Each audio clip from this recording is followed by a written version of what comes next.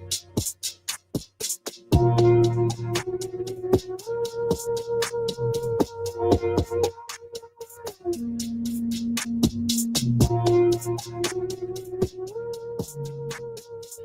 going on, family? How you guys doing? Welcome to King Talk. We're going to introduce the crew. We got Mr. Trav Smooth and White, the real Mark Davis, Loft, Kenny P, Will Picking Up Shoes, and Lil Sean P. Pinks, me myself, and the PJI. What's going on, family? What's going on? How y'all doing? How y'all doing? What's up? What's up? What's up? What's up with it? What's the deal? Peace to the panel. Yeah, what it do? What it do? Good. What's good now? You in the car again?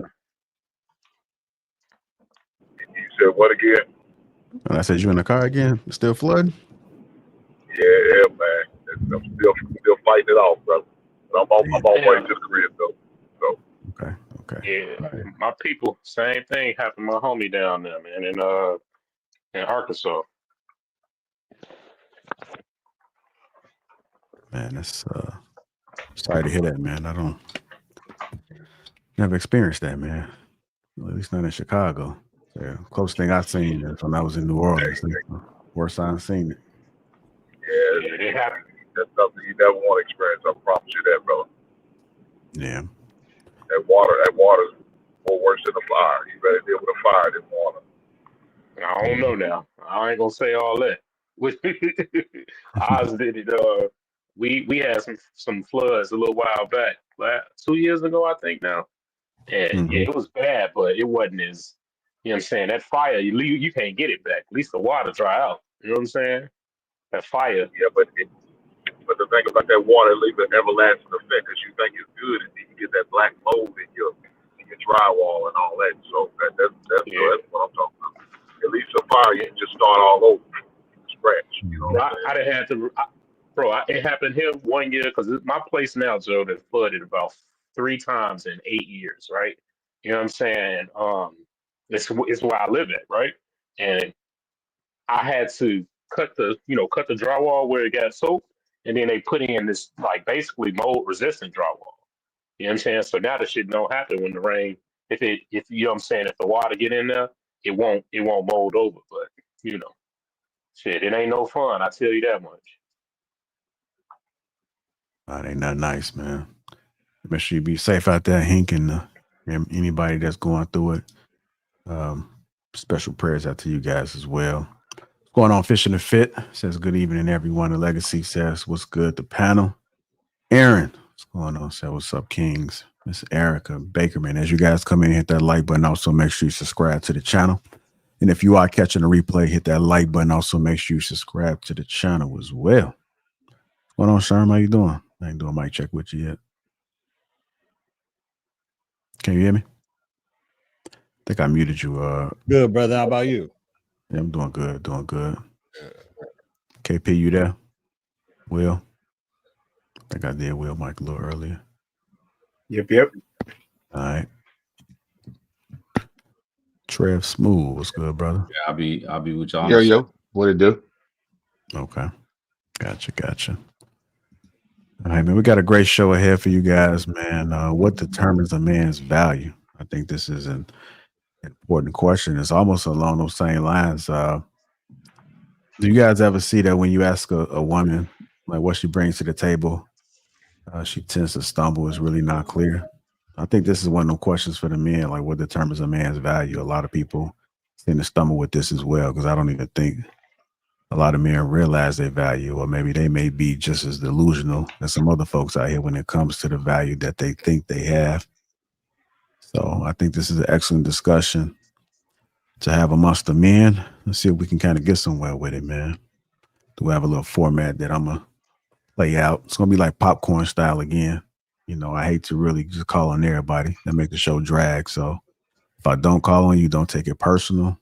I'm just thinking that you guys probably didn't have anything to speak on it. So just kind of put it in the back chat and I got something to say. If you do feel me about the transition, or either just kind of raise your hand if you see somebody about to ready to finish. And that way I'll know to come to you. Every now and then I may come to somebody depending on how the conversation is going. What's going on, Mo? Simon? Stallman. Hope I said it correctly. So shout out to you. Ricardo Reeves, what's going on, man? How you doing? Christopher Matthews. These are people that just seen coming to the chat. So I think we can go ahead and get it started, man. I know Vid's supposed to pop in a little bit too. So I think that may complete the panel right there. So y'all ready? Who was that with the camera action? Y'all good? Y'all ready? Yes, sir. All right. Let's go ahead and kick it off. We're here to talk about something most men, especially black men, don't get asked enough. What determines a man's value? Not what society tells us, not what social media shows. What do we believe? So we had this discussion. What is it that you believe? And let's get honest too.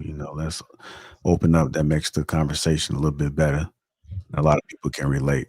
I don't think there's no right or wrong answer necessarily, but it all depends on how strong your argument is when you say what you say. I will have the timer on just so that we can keep the conversation going. I don't want anybody to kind of get hung up. So I'll probably put the time at 2 minutes, man. So just respect the timer so that we can keep the mic rolling. Sounds fair? That's good. All right. So we're going to talk about the money identity trap, right? Are we men or are we just walking wallets? Are we men? Are we just walking wallets? The first question I'm gonna kick it off there. Are we men or are we just walking wallets? Go ahead, Law. I'll go to you first. Hey, man, I'll be honest, that's something that I've said before. A man is usually going to be held by what he can do for others, right? You know what I mean? So whether that is your wallet, if it's you're able to protect others, it's just what can you bring, what can you do for others? And it's sad to say, but a lot of women and a lot of comments that you see out there nowadays is we are literally looked at as walking wallets. And I'm not saying it's coming from the few women out there that are actually, looking for a good man. I'm saying just the vast majority of what we see in the music from women, in just the way that they act when we see what's on social media is literally what can you pay for me? Yeah, what can you do for me? And they literally treat men like walking wallets. So to a degree, I think that is true. But those of us that know we're more than that, obviously, might be lucky enough to have avoided those such women. You know what I'm saying? So yeah, I think we are looked at as walking wallets to a degree. All right. I'm gonna go to you, Mark Days. Are we men or are we just walking wallets? Man, we just walking wallets, dog. I was keeping 100. Women don't even know what men are. They don't understand us. They don't take the time to understand us. They're not interested in understanding us. Their life revolves around and is permeated by what they want and what it is that they seek. And that's totally okay to a degree. But as a man, you have to define yourself. But in society's eyes, of course, we're just seen as providers and protectors. And that is the way that we're measured. And that is what we're judged by. Unfortunately, we are just walking wallets. All right. What about you, Trev? So there's a lot of nuance to it, right? So some of us could be walking wallets, but I mean, how the hell do you explain what we call Pookies and Ray Rays, right? Who have absolutely nothing to offer, but still manage to get as many women as they desire, right? Why are there men who are getting love letters to jail who can't protect or provide, right? So it's just about supply and demand. Every woman desires something different. They prioritize different things. So some women might prioritize money, some or lifestyle, or some might just want that emotional connection. Some might value attention. Some might just want you to look a certain way. So it's all about just finding people who appreciate what it is that you bring to the table naturally. We could find value in many different ways. So the best thing, in my opinion, to do is to link up with a person who loves you for what it is that you do on your own without having to try hard to do it. Right. And that's basically your best bet. If you are a wallet, then I mean that might be because of how you present yourself, or maybe you don't have very much else to offer, right? I mean, I'll be honest with you. If I went completely broke, I'd probably still be all right, right? And that's just what it is. And not all of us could say that, but I think a good amount of men on the panel could say that they could get by being broke, because I know that because I did that when I didn't have anything. And I was still pretty good in the marketplace. So you shouldn't be a wallet. If you watch a lot of, you know, Instagram and things like that, then you'll probably get the idea that that's what most women are looking for. Or if your experience are terrible, then that's the case. But um, now, don't get me wrong. We're not going to say that there aren't women who are just like that, right? There are. We know they exist, but I think they're overrepresented on social media, in my opinion. I don't think that this is what your average person is looking for. I think if most men went out here and put their best foot forward, they wouldn't have to be a wallet. I leave it there. All right. Go ahead and go to you, Kenny P. Are we men or are we just walking wallets? We're always men first, but the caveat is we are judged by our pockets on a whole. And I have to give my brother Trevor a little pushback. Not every guy is 6 foot and change, handsome, so they have to add on measurables so that they can make themselves more presentable and valuable in the marketplace. All right, he might average out at 5'9". Okay, what sweetens the pot? Oh, he has a good job, good credit score, house, properties, and things that accrue with value, which women actually look for, because the majority of women want to be financed and kept. I get what Trev says. There's a lot of guys that don't need to spend a dime and get, the lion's share of the finest women, but the majority of men aren't those guys. The majority of men are 5'9", probably like 180 to 200 pounds, blue collar worker, just trying to find a woman to love him and not leave him high and dry. But through all the processes, the courting, the things you accrue with value, it's sad to say that we have to lead with our wares on the same paradigm as the person that we are. And it's a sad society when, you can't just actually have a woman come up to you and say, let's go have a walk or a coffee date. Because we tried that in here and we saw how horribly wrong that went. And so we're in sad days, but I'll leave it right there. All right. Did you want to respond, Trev? Yeah, kind of. So I'll say this, Kenny. Let me ask you. You ain't 6 nothing, right? What's your height? 5'9". Gotcha. All right, so that's the average man type. Do you feel like you have enough charisma to be able to obtain your average female? Per se, but I'm gonna be honest. I look at the measurables and I say I'm gonna give myself every advantage that gives me a fair shooting shot against a 6'2", 6'4" brother, because they Right. tend to go that way first. So you have to That's that's correct. sweeten the pie. Right. So when you're talking about something that's sustainable, right?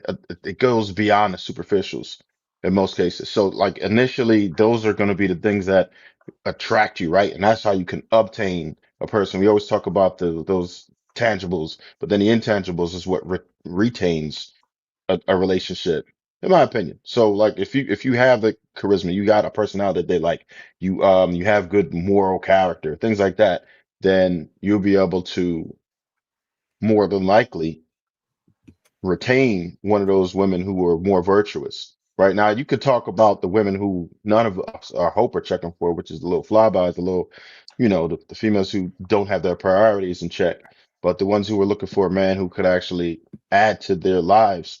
I think that you would probably yourself be more suited than some of these people who were just up in the 6 figures if they don't have much else to offer than looks.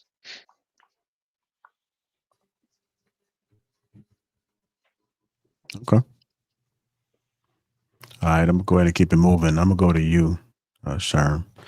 Same question. Are we men or just walking wallet? Um, I believe that question is best answered to, whatever woman is actually looking or protecting in that man, because I feel like every man knows what league he's in and what women are in his league. Like say some women, you're gonna have to have pockets, deep pockets in order to talk to her, depending on how she projects herself. Like if she's walking around with a Chanel bag, Louis bag, high heels, and all that, you kind of got to be like, okay, I got to have some bread to mess with this one. If she's a cool, calm, collective, church girl, going girl, simple, just basic, I'm like, okay, well, I could probably get by just being me and being an average guy. You know what I mean? So it really just depends on, who that man is shooting his shot at, and what comes of that. Because to some women, you're gonna have to be a walking wallet, and nothing else matters. She doesn't care how you look, how you talk to her, what you say, how you get down. She's like, man, he pays for everything for me, and that's all I care about. He could beat me up, he could do whatever, And then there's some women that's like, I don't care about money. I just want him to treat me well, be handsome, produce handsome kids or beautiful kids, etc. So it just depends on who you're dealing with and who you're talking to. But at the end of the day, I would say to all men out there, as long as you are your authentic self, you will find a woman that could resonate with you, period, point blank. You could be broke, you could be rich, you could be whatever shit. You could just be funny and find the perfect woman for you, but just be authentically you, be true to yourself. Don't burn yourself out for whatever woman that you're trying to get. And hey, that's it. But I definitely, I do have daughters, and I definitely would not want my daughter to be with a man that's broke or doesn't have anything going on. I definitely would like him to be resourceful and be able to, provide a great life for my women. You know what I mean? My daughters, So yeah, man, I'll just leave it at that. Okay. What about you, Will? Are we men first or just walking wallets? You whatever you put yourself out there as. If you're a man, be a man. If you're gonna be a walking wallet, be a walking wallet. That individual determines what he is. A woman can't get out of you what you don't give her. Okay. I want to pose this question to M. Whites. When did you first feel pressure to be valuable as a man? You said pressure to be valuable? Yeah, as a man.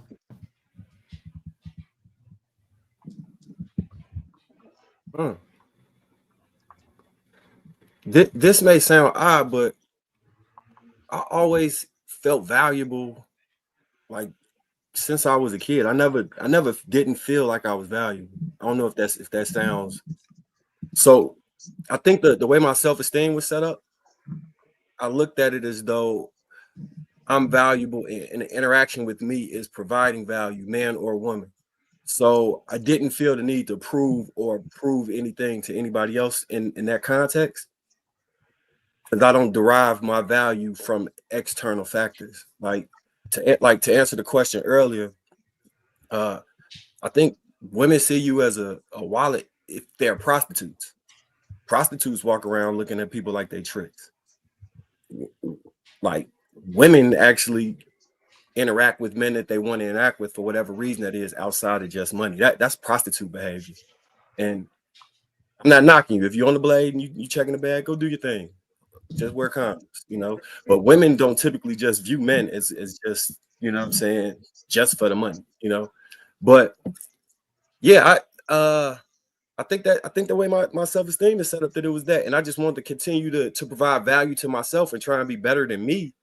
But it wasn't so much I had to bring value to any table per se, or to any room that I didn't already have. I never felt like I wasn't enough, if that makes sense. I don't know if I'm answering that question fully as to what you're asking.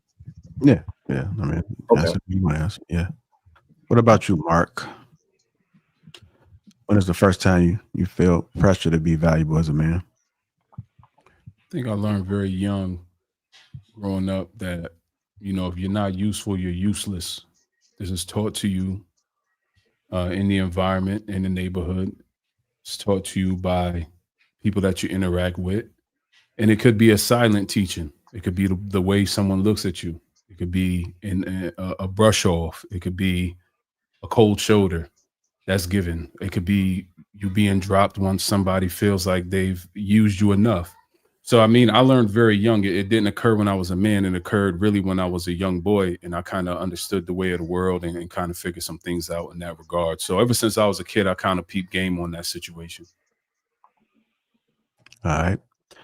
Outlaw, have you ever felt Yeah. have you ever felt less of a man because you didn't have money?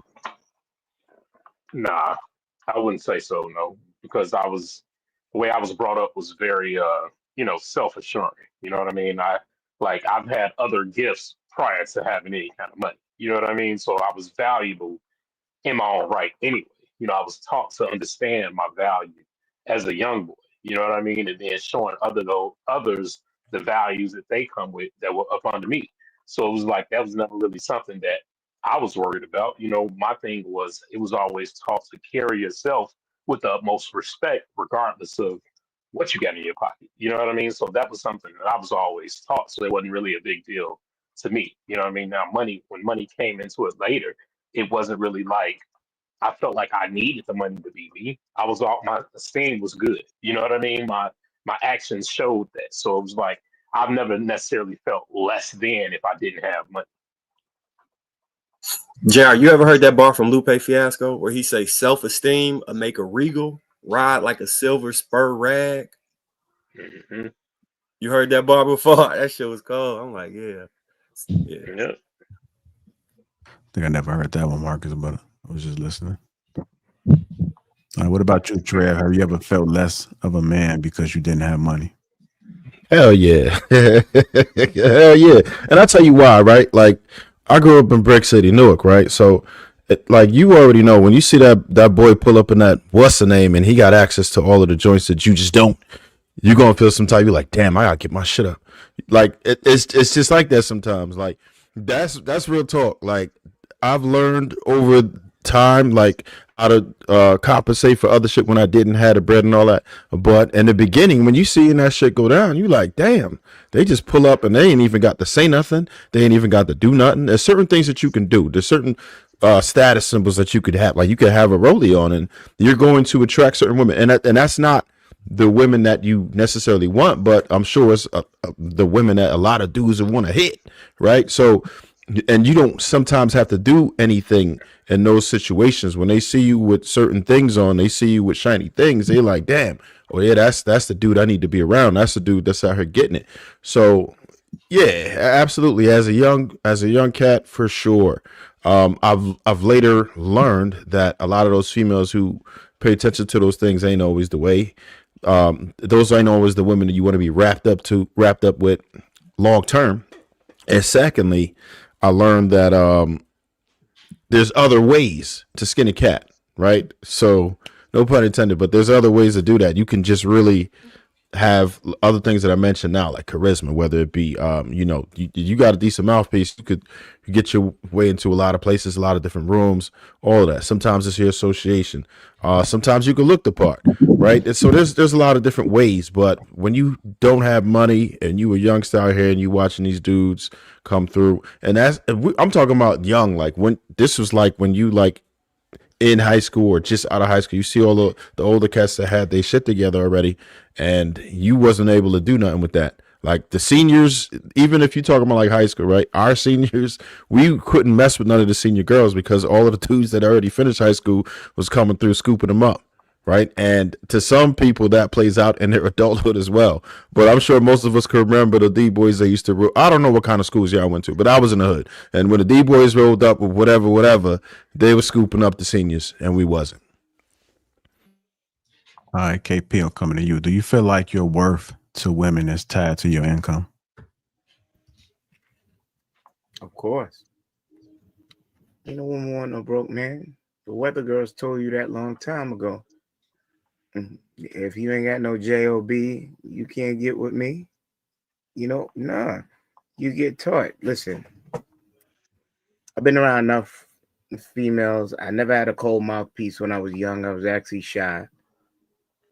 But I could write you a letter. I could tell you that much and get my thing across. But as for socially being conscious, as for bagging girls, I was pretty much a D- until I got older.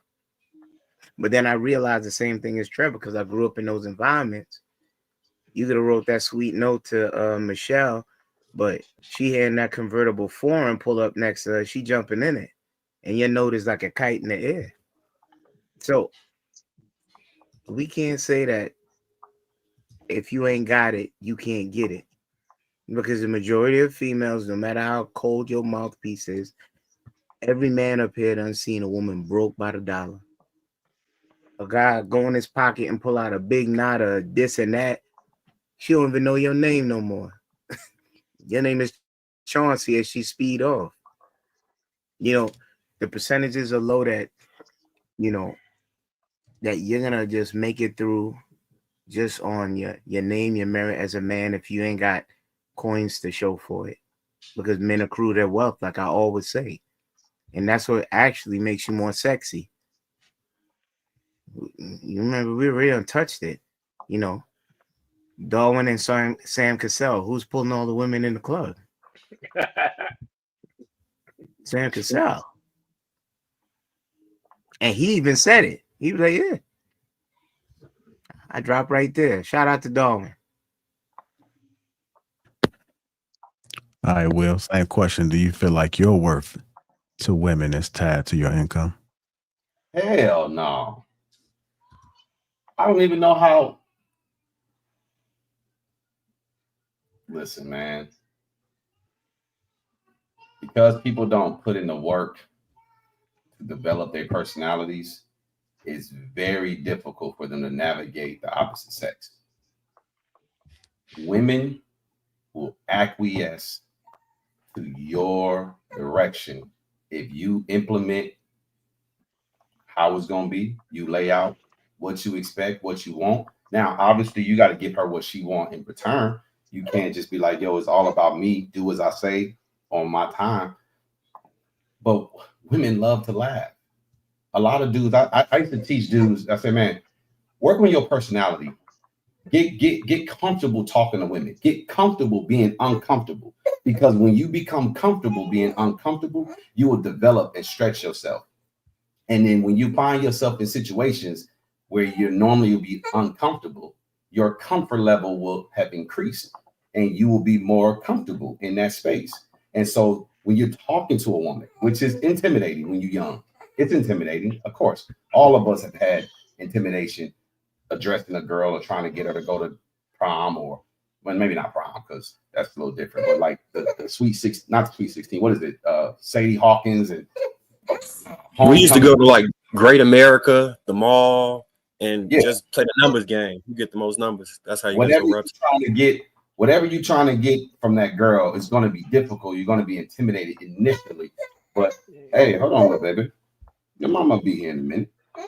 It's going to be intimidating when you're trying to get her attention. But if you work on that, work on talking to the cashiers at the grocery store and at the drive-thru and develop your personality, it's going to be a lot easier for you to get women, and you ain't got to leave with your money. All right, what about you, Sherm? Do you feel like your worth to women is tied to your income? Of course. And that started for me at 10 years old when I moved to Carson, California, around Black people. You know, I was like, damn, I gotta have Tommy Hilfiger, I gotta have FUBU, I gotta have Jordans, I gotta have, you know, all of these things to attract the opposite sex. I mean, of course, you got to talk to them, have the personality to get them, but once you get them, you got to figure a way to keep them. And the way you keep them is by being resourceful and providing them some things that the next man can't.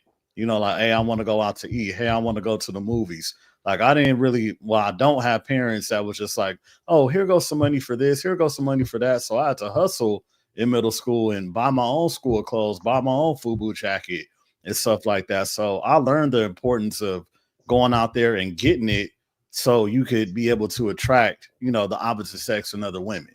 You know what I mean? Like, I've been a Mac daddy ever since I could remember. You know what I'm saying? How But long? you know, How long you think, cuz? man, shit, 29, 30 years almost. You know what I'm saying? But yeah, I was never afraid to talk to women ever. You know, that's a reputation I have out here, right? But then I was like, okay, you know, once you get them, how do you keep them? How do you, you know, keep them entertained? What makes them say, okay, I want to rock with this guy and not leave him and go to the next guy that has more money? You know, and then when I was 18 years old, I was dating a girl. She had an Infinity, like a brand new Infinity sedan, right? And she used to pick me up. We go to the movies and we got into it. And then she was like, she called me like a broke ass nigga. You know what I'm saying? And I was like, God damn, I'm only 18. Like, shit, I don't know how she got the Infinity, but she had it and I didn't. And then I talked to my big homie. He was like, look, man, you know, some women that you talk to, if you want to keep them, you just got to step your game up. You know what I'm saying? Like, it don't matter if you handsome. It don't matter if you this, that, and the third. If you don't have any resources or any money, that woman could always boss up on you, especially if she has more than you. You know what I'm saying? Period. No matter who you are. So you as a man got to step your shit up and do what you got to do to get the type of women that you want. And if you're a man that's horny, you should be ambitious enough to go out there and get that money so you could attract whatever woman that you whatever type of women that you're attracted to. You know what I'm saying? So I'll definitely say that is the case. I will never tell a man that's not. I mean, you could, you know, like I said before, you could get somebody, but keeping them and not having them put something over your head, you have to have some type of power and some type of resource. I think that might be the caveat, right? When I was young, I wasn't really interested in trying to get women to keep them. It was let me holler at her, transition into sex, and then after that, I really didn't care too much what happened. Because it either was going to be she was wanting to do it again or she didn't, and that didn't matter to me because I already hit. That was kind of the mentality I was moving through life with. Yeah, man, I came from a city where it was like, shit, it was a gang of pretty boys and all kind of stuff. So you had to, you know, you really had to be stepping. You know what I'm saying? If you wanted to find this woman, dudes will pull up with a Mustang on 22s, you know, curly hair, light skin, all that, you know what I'm saying? All that stuff. So it's like, shit, if you want to compete, you got to have, you know, you got to have something. You know what I'm saying? But wait, sure. I'm Yeah. sure like they did this in Chicago. I don't know if they did it in Cali, but the girls like with rich parents and shit from the suburbs, they'd be looking for niggas in the city. They come from wherever area they was at and be in the middle of the trap or middle of wherever, and they just be out there. Not they pay for the stuff when you know what I mean? I don't know if you like they be attracted to, you know, I'm not promoting it, I'm just saying it occurs, but like they be if this gang activity and shit on the block, they'll take their ass from the suburbs right to your hood and kick it out there with you all day. I mean, like, bro, yeah, my block was like basically the block where all the women came from all over the shit LA counties and just kicked it, right? But in order for you to attract the prettiest girl, you still had to be that nigga on the block out of like 25 dudes. You know what I'm saying? So it's like if you want one of your homie got a brand new car and you don't really have a car, and you know, a lot of black men probably can't even afford like, you know, the fancy cars at 18 years old. You have to have something going on because he's gonna attract the girl because he got the brand new Infinity or the Toyota or whatever. You know what I'm saying?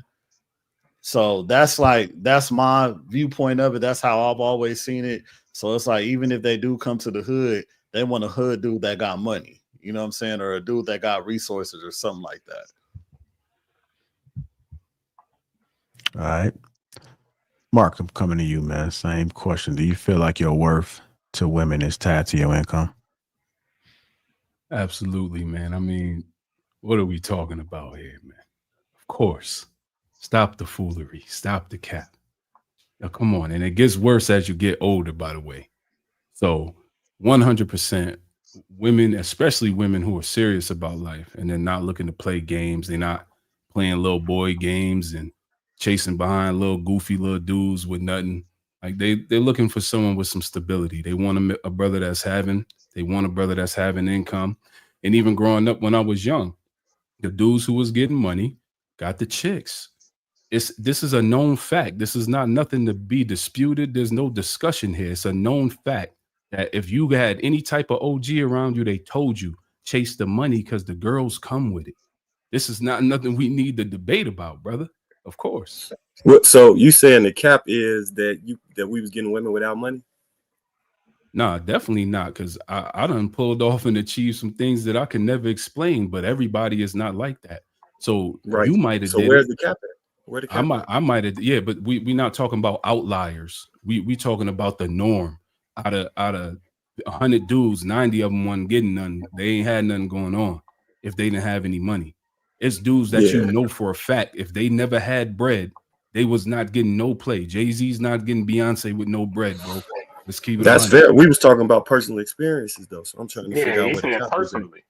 Yeah, he did say personally. But that still equates to personal. That's relative. What he just said. Right. No.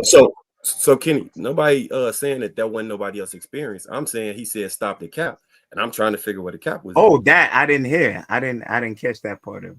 Yeah, the cap is just simple. Women want money. It don't matter if you're 15 in the hood. It don't matter if you're 30 or you're 40. They're looking for a dude that's having motion. And that's the reality of it. And usually that motion equates to income. Yeah, I can agree, but also, I mean, when you say motion, that ain't always money, right? You know what I'm saying? I'm gonna keep it real. I bought my first car at 15. Was it the best car? No, but it was Damn, mine, nigga, you right? was balling at 15. Hey, Yeah, you was listen, getting I paper, had dog. I ain't gonna fraud. listen. No wonder you had them. If you had that car, I don't think you'll get no play, bro. Straight up. Listen, it wasn't the nicest car, right? You know what I'm saying? It was an 88 Mustang, but it was mine, right? Woo! You know what I'm saying? But the A thing was, 5.0? you feel me? But listen, Damn! I Man, why had you most. sitting on us like that tonight, cuz? Hey, listen, I don't know what's wrong with this dude tonight. Yeah, the fox body. listen. What I'm saying, all I'm saying is, bro, like I said, it wasn't the nicest, but it was mine, right? I had my first job at 15. You know what I'm saying? So it was like I was just doing it because I knew it was shit I wanted that my parents weren't gonna get for me. You know what I'm saying? So I just want to keep doing shit. I like to buy shoes and shit like that. You know what I'm saying? So I don't know if that played into it. It ain't like I was buying them shit. You know what I'm saying? But I guess you know what I'm saying. But can we agree on this, brother? Like, can we agree that your presentation was likely elevated above other 15-year-olds? You had a whip. You was fresh. I can see that. You feel what I'm saying? So it's an indication to anyone who looks at you as this brother's having motion, especially to a simple-minded 15-year-old girl. Right. It's motion, But, dog. I mean, you know what I'm honestly, saying? And that 15 equates to this man is getting to the bag. If you 15 with any kind of car, bro, if that motherfucker cut on, you got motion. You know what I'm saying? Like, period, especially at that age. That's a fact. Like, I got my license, and then, like, the next day I was dipping. You know what I'm saying? So, and that was not like, that was like a fucking Ford wagon. You know what I'm saying? So, right.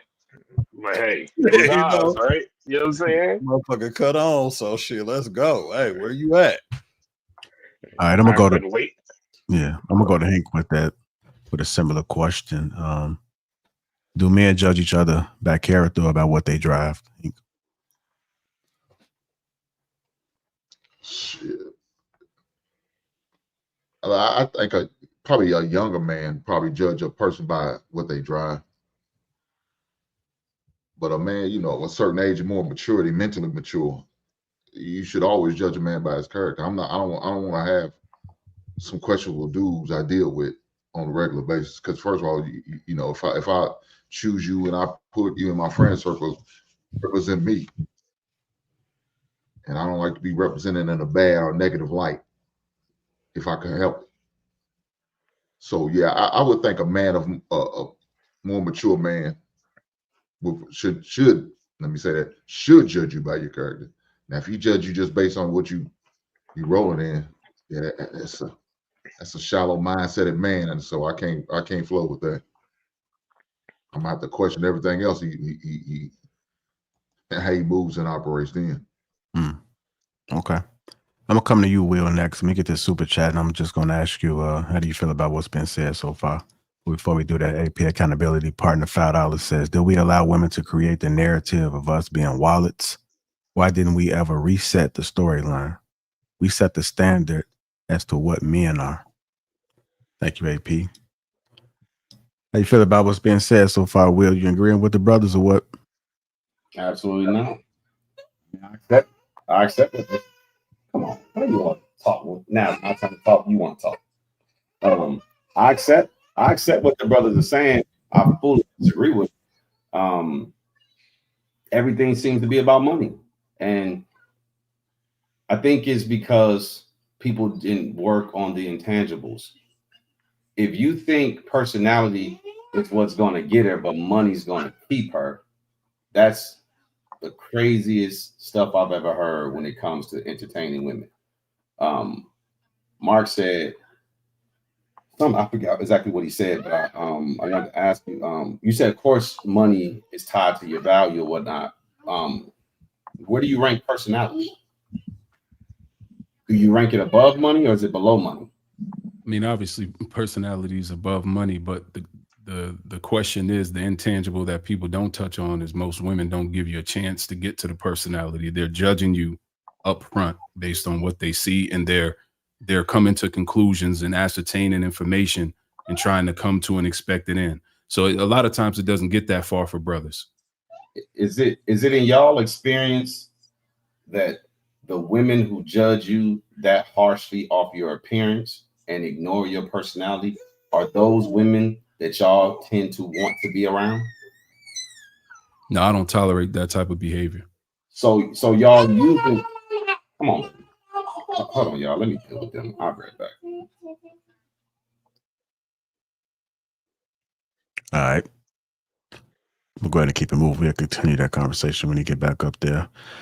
Why is being broke so tied to shame in the Black community? This to the whole panel. Why is being broke so tied to shame in the Black community?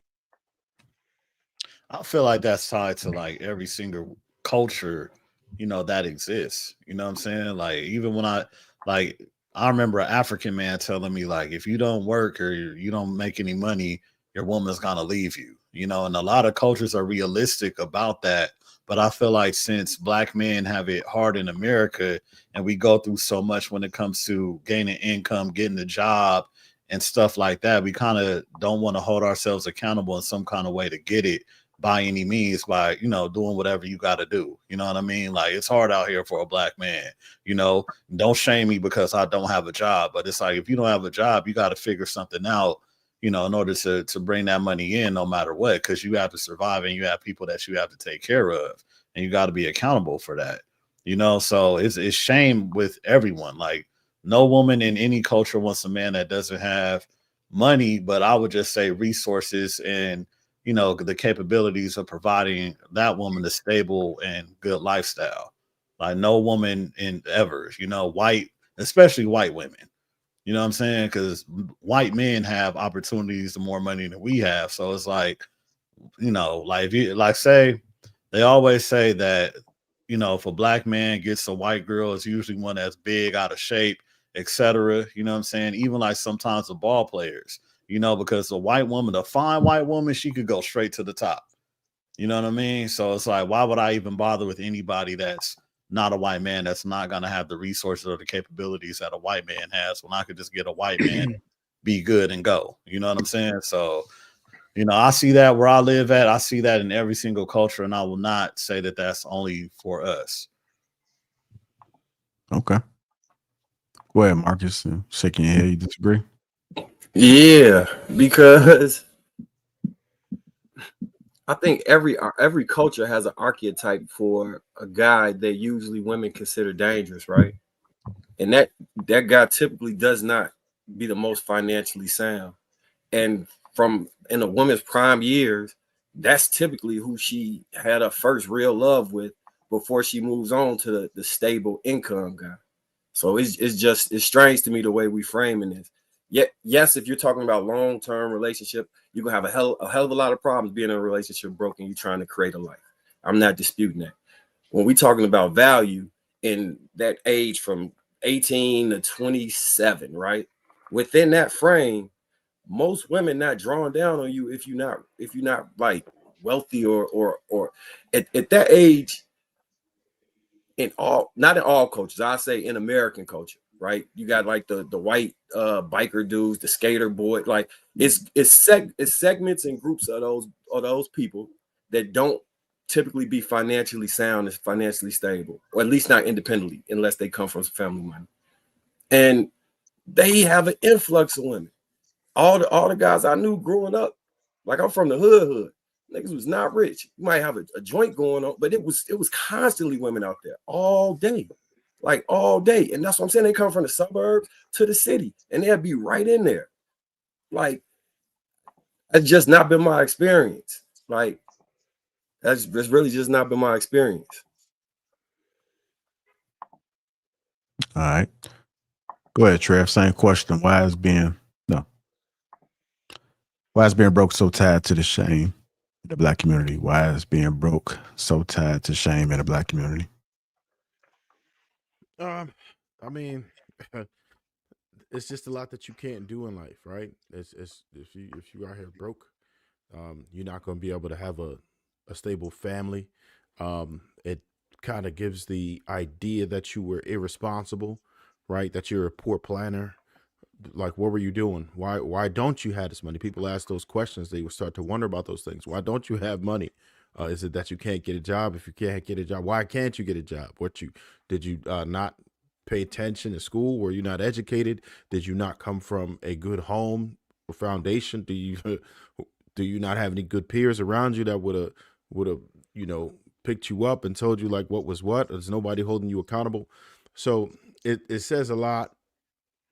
Well, it kind of does say a lot, yeah, and at least people would absolutely assume a lot if you were broke out here. That's just what it is. I think it definitely stems well beyond the Black community. I think that's universal. When you just not getting to the money, people don't respect you because your ability to provide is directly connected to it.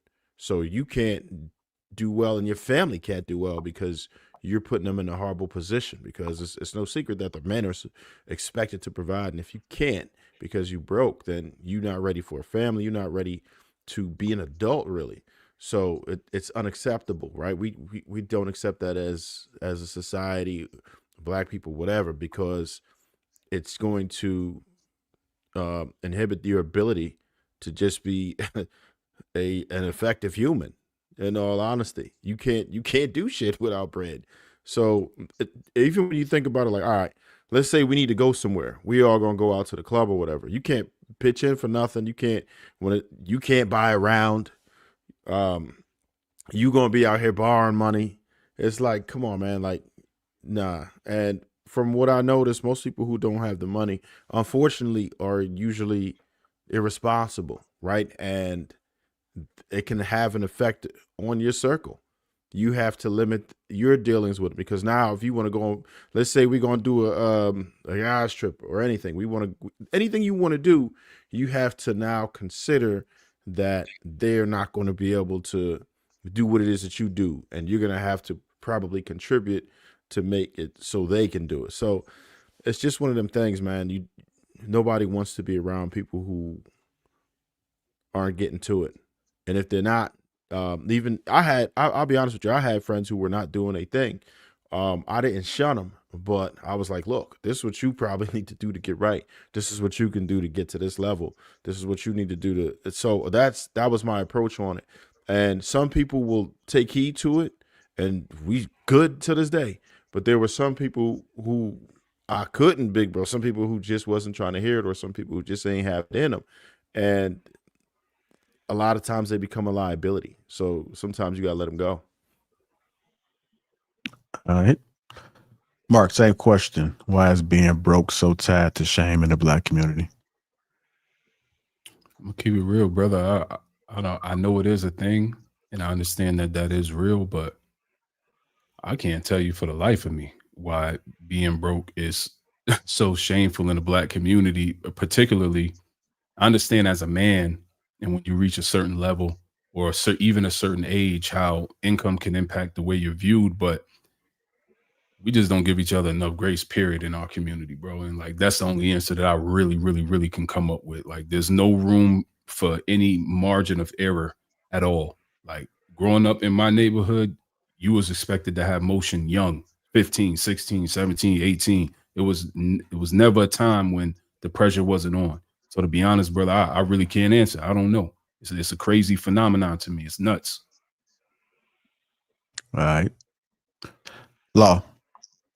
If you couldn't provide, if you couldn't provide financially for a year, would your woman stay? Be honest. Shit, I believe so. You know what I'm saying? I believe so, but that's also because of the the history that we have. You know what I'm saying? Like, I definitely believe so. We got grown kids. You know what I'm saying? Put through college. You know what I'm saying? Like, so yeah, I definitely believe so, but that's because of the foundation that we've built. Do I think it'll be easy? Hell no. You know what I'm saying? But yeah, I believe so. What about you, Hank? If you couldn't provide financially for a year, would your woman stay? Be real. Yeah, because I budget my lifestyle for that just in case. So for a year, we could maintain. Now we're going to that year 2. Might be hard. Now I pray and hope she would stay. You know, she's never shown any signs of leaving, even when I went through a challenging time while we was together or dating. So yeah, I believe she would. So Was the question if you I would like to answer that other question you asked as well too, JF, if I can. I don't think that's just a Black community that gets shamed for being broke. I think every community is going to shame you if you broke. I mean, it is what it is now. The question is, why are you in that situation? That needs to really be the question. Why are you in that situation? Now, if you're young, in your early 20s, okay, it's a chance, and it is, it's more acceptable because you're just trying to come up, you're trying to find your way. Now, when you get into your mid 30s and you still on that path and you still broke, well, now it's going to have to, you need to have a come to Jesus meeting with your accountant, with your bank, with your wallet. Why are we in this situation? There's things that we can do to not be in this situation. If that means I need to let my pride go and get a second job to do what I got to do to come up, then do that. In 2025, there's really no excuses for a man to be in that situation as long as he has the ability to move and operate his limbs. I don't think he should be in that situation. I'll leave it there. All right, go ahead, Will. Wait, was the question if you can't provide for a year? Yeah, the question was, if you couldn't provide financially for a year, would your woman stay? And be real. So I'm confused, like, by Hink's answer though, because Hink has budgeted for it, so he will still be providing. So Hink, it's if you cannot provide for a year.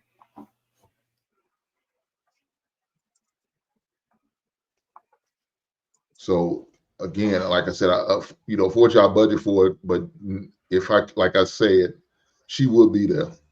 I don't think she would go anywhere. Even if I couldn't provide that year budget or what I budgeted for a year, she still be there. All right, what about you, Will? Same question. If you couldn't provide financially for a year, would your woman stay? Yeah, I have no clue. Zero clue. I mean, who knows the answer to that question? I mean, I think we'll all be surprised if we find ourselves in that situation. I can tell you this much: if you are a provider in life, you wait until I'm talking every time. When I'm muted, she ain't saying nothing. Her mama almost here, y'all. She just got off her flight, so she's pulling up now. So it's all good, dog. We all got them, dog. It's cool. So if you are a provider, if you're used to providing, then I believe your woman is probably going to leave you. If you're not used to providing, that woman will stick it out with you. She's accustomed to you not providing. Providers get dealt a bad hand when they fall on hard times. Dudes that ain't got their stuff together, they can coast their entire lives. And I think to answer some of the questions, when some of the stuff that y'all was saying, I want to just respond to it real quick because I'm about to go on mute in a second because she loud. When y'all be saying stuff, it's like I think y'all are the reason why people expect the black community to have money is because of the way y'all are answering these questions. The y'all mentality is the poison in our community. When you have the idea that you got to have money to keep women, what you doing? No, I think it was the stigma What are you about being broke though, not about having money, about being broke. Will. No, they was talking about, bro. They was talking about his kids using money to get women. They mentioned it 15 and in high school. No, but the question I just answered was about. Not you. I'm talking about the question. I'm sorry that I wanted to ask this earlier, but I was trying to let everybody finish. Oh, okay. Maybe that's why I'm off. My bad. Yeah, no problem. The question was like, the women are, yeah, you need money to get women. Sherm was like, all the dudes pull up on the block and, you know, you got to have your stuff together. And I'm just trying to figure out, I don't remember a day in my life where when I was in high school, I had to have a bag or a car or drip to get women. I mean, yeah, obviously, if you look good, it's going to help your odds. But most of my friends did not have cars. I mean, but bro, you also got to remember when Marcus responded, he basically said, how was it where you are from? We're from two different places. You know what I'm saying? I'm talking about my reality where I'm from, the neighborhood I grew up on and the block that I grew up on. You know what I'm saying? I don't even know where you from. I'm from LA, bro. People have money in LA. The wealthiest black people in America live in LA. So you got to have something. There are more black millionaires in LA than anywhere else in the country. You know what I'm saying? So I'm not sure if you're from the Midwest or the South, but out here, you're going to see Beamers, Benzes, Bentleys everywhere you go with no problem. So are you saying that the average black boy so all these girls is getting pregnant by the alleged Pookies and Ray? All these girls are, but if a dude has a car and he has stuff going on and he got a job, there are going to be women that want to get pregnant by him. But bro, I mean, I'm just saying, y'all, this be the frustration that I have with these conversations is that dudes did not have to have money to get women. That's never been the case. When you was in high school, you had to have money to get girls. And if it was the case, who created that dynamic? I mean, it depends on the kind of girls that you going for, bro. Right. If you want to find a woman that got her stuff together, more than likely she's gonna want a man that has his stuff together. Y'all talking about kids though. You talking about, so what fine girl that got her stuff together that wants a guy with money? I mean, look, bro, if a guy has a Mustang in high school and you have no car, that woman is the finest woman in the school is gonna go for the guy that has a Mustang. Forget her. What percentage of dudes in high school got a Mustang? I don't know. It depends on where you're from. Right? It depends on where you're from and what you got going on. Wait, was you in high school in the 90s? No. In the 2000s? Yeah, early 2000s. Okay. So in the 2000s, you're having a Mustang. You're telling me that was somewhat the norm, that dudes will have cars equivalent to a Mustang? Like, I'm saying like if you have a car, period. If you have a car, period, and you could take that girl somewhere instead of her sitting in the house, she's gonna go with you versus a dude that's gonna be on the phone with her talking all night and can't pick her up or take her anywhere or do anything with her. How much are y'all discounting a guy's personality and his mentality? Because I was about to ask Mark, and then my kids went haywire. I mean, the personality and the mentality, I mean, that means something, bro. I mean, we're not saying that doesn't matter. That does matter. You know it depends on the woman that you're going for. No. Also mentioned that. I'm asking you your thought process. Does the money higher than the personality and mentality? Like I mentioned before, it depends on what league of woman that you're trying to get to. If you want the light-skinned girl with long hair and the big booty that everybody's attracted to in the hood, you got to be a dude that's standing out. I'm asking you, the type of woman that you would go after. Which one is more desirable to her? Your mentality and personality or your money? Bro, it depends on the woman, bro. That's why I personally say a man should have everything, because different things weigh different depending on the woman. I always say, hey, I'm gonna tell my sons and my little homie straight up, be the ultimate man you could be, so you could attract the woman that you could attract. Have money, be fit, be healthy, be in shape, have a personality, have wisdom, be honorable, be able to teach her something. You know what I'm saying? All of that. So once you become like that ultimate figure of a man, you should have no problem getting whatever woman you want. And whatever she admires, hopefully you have some of that.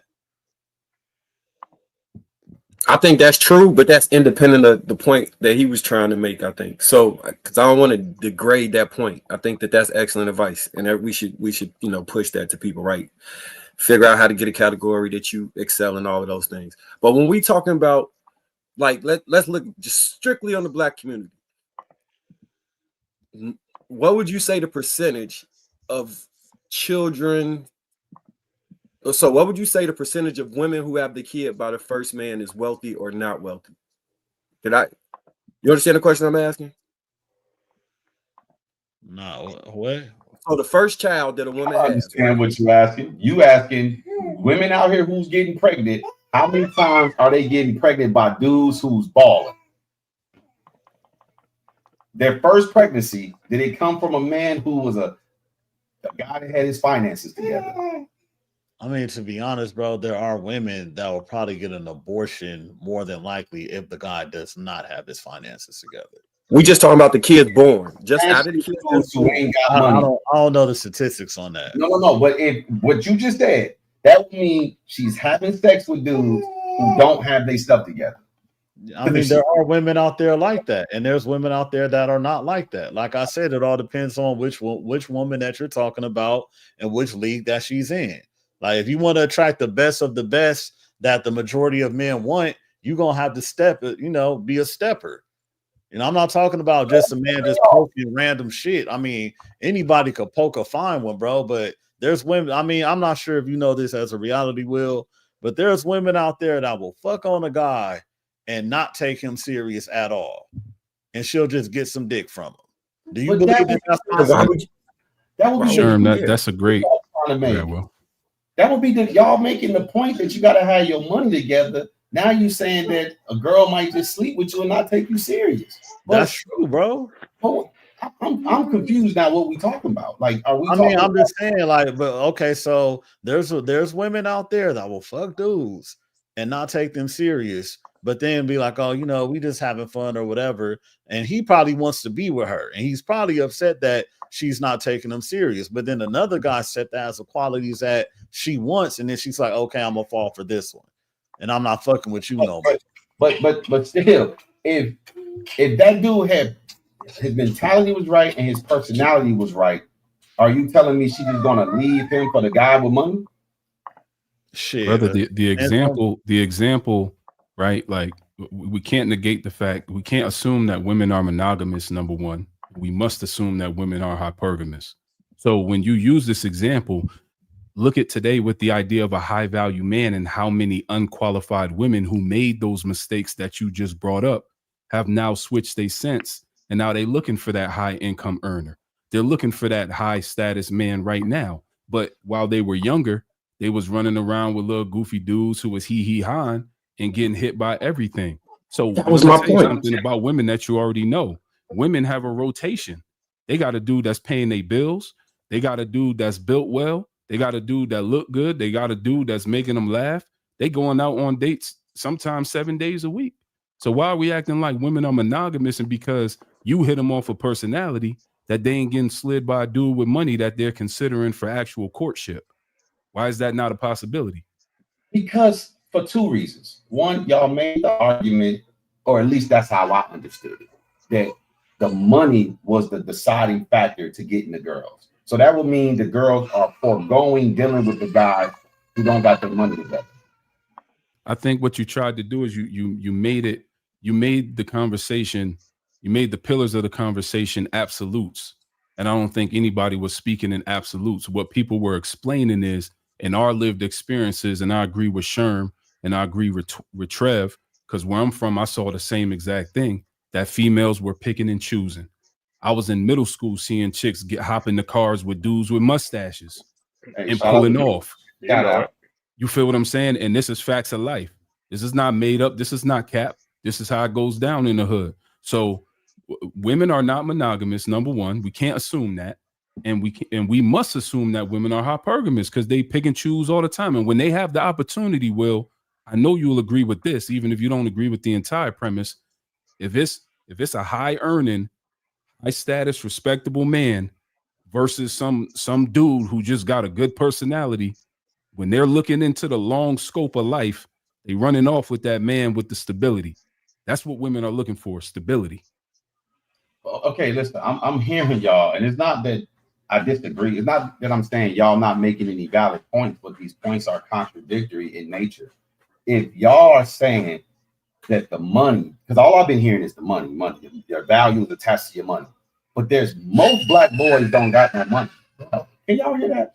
And most black boys ain't smashing a lot of women, bro. Like there's always a top percentage of men that's hitting all of the girls, bro. Like I went to a HBCU, I went to Morehouse in Atlanta, and some dudes was like, man, those Spelman girls, we can't really do nothing. And some dudes was like, shit, bro, that's on you. You know what I'm saying? I'm over here smacking them left and right. And that's why we can't speak in absolutes. There is no absolute. All we Right. can talk about is what we frequently see. And I believe it's all agreed that Birdman could get Tony Braxton, and Bum Man ain't getting near Tony Braxton. That's a fact. We can agree to that. Didn't the last didn't his do with looks. It don't got nothing to do with swag. It ain't got nothing to do with that. She wanted a gangster with money, and that's where she went. wasn't Keisha Cole his previous one, and didn't she fuck with a dude that didn't have no money and all he had was looks? And you see how that turned out. You heard? How did And that then turn out for homie or her? She had a baby by an NBA player. She ain't stupid. Come on, man. We got to keep it 100, dog. Like I know people trying to make a case for the dudes with no bread and they living off personality. I was the bummest dude in my neighborhood. I still slid, but when it came to that long-term situation, I wasn't up to bat, homie. Let's keep it 100. So the difference in this conversation is we talking about the value you provide, right? So there's a differentiator between long-term foreseeable future with someone and when someone comes up to you and sees value in you. If we're saying on immediate interaction, personality trumps most of those things. When y'all was talking about she'll give you the sex and then try and find somebody else to take serious. For most men, that is a win. Unless you start from this premise that every woman you meet that you're attracted to, you want to eventually get married to. And that could be the disconnect because I never thought like that. So if that was the way you were like, oh, I want to make sure I keep her around, then okay, I get where y'all going with this. When pre-25, I was not trying to keep every woman I met. I was trying to slide and fight like, oh yeah, she bad. Let me go this way. I was moving around trying to get to the next one. That was not my focal point. So if you're coming from the standpoint that, yeah, I'm Marcus, hold on, bro. Let's just keep it fucking real. You play professional basketball and you like 6'7", bro. So a woman's gonna look at you and let you slide just based off of your potential alone. 10 times out of 10. You know what I'm saying? Like, bro, you're not a normal dude. You will slide that. Marcus, you're an outlier, so it's hard for you to be the case. You're not the average dude, bro. As soon as a woman looks at you, you be like, God damn, he must play basketball. Oh, you do? Oh, you play for this college? Oh, you play for the D League? Oh, you play overseas? Come on, bro. Easy call. Look, Law, when I met you, the first time I met you, where was it at? It was on the block. And it was just niggas out there, right? Yeah. Did you think I was a hoop where you met me at? I mean, no, but I also wasn't looking for like, you know what I'm saying? Like I just hollered at the fellas. You feel me? So the niggas that was out there with me, did they look like hoopers? I wouldn't say so. All of them had the same type of. There ain't no way anybody in the history of the world gonna look at a 6'7" black man and assume that he did not play basketball, bro. Come on, my nigga. Let's be real. All right. I do want to pose a question. So yeah. So, right, like get the fuck out of here, bro. As soon as Marcus walked in the room, oh shit, you play basketball for sure. If you did it, you a goddamn fool. Right. All right. There you go. So would you guys say that we confuse money with manhood? Yeah. Yeah, some people do. Possibly. Yeah, some A people lot do. of And people. it's unfortunate that it look. I'm not the richest man, but me and my wife is comfortable. She's well taken care of. She's not wanting for nothing. We're not wanting for nothing. I just made sure I got a woman who wasn't materialistic. You know, that was one of my points of references on looking for a woman. I don't want a materialist because I'm not trying to keep up with the Joneses. And if I'm trying to find a woman, I'm not trying to find a woman who's trying to do that too. And if that's what she's about, I'm not going to be with her. I'm not the man for you. Somebody else is going to have to take care of you. It's not going to be me. So that's one of the Can I ask you a question? Was it easy to find that, or was it easy for you to find that, brother, or did it take you some time and you had to vet some people to find what you were looking for? Was it like just out there, you just stumble in it anywhere you go, or did it take you some time? No, it took some time. You know what I'm saying? Because you had to make sure she's really wasn't materialistic. You know what I'm saying? She could, somebody could tell you that not all of a sudden you see the way they eat, the way they shop, where they go, their budget, how they move, where they live. Yeah, I need more than just, no, I'm not materialistic. Yeah, I need to see more than just your words. I need to see your actions if that's what you really are, you say you are. So no, it took some time. And look, if you looking to get married and you trying to find a good thing, it should take time. It should be as soon as you go out there, you're gonna get it. No, it's not, because there's some things there's some signs, there's some expectations that you need to have, and you're looking for as a man. You know what I'm saying? And especially a man who's this second time around. I'm really thorough now. You know what I'm saying? I like I said, my standards was low when I was in my 20s. Unfortunately, that's just what it was.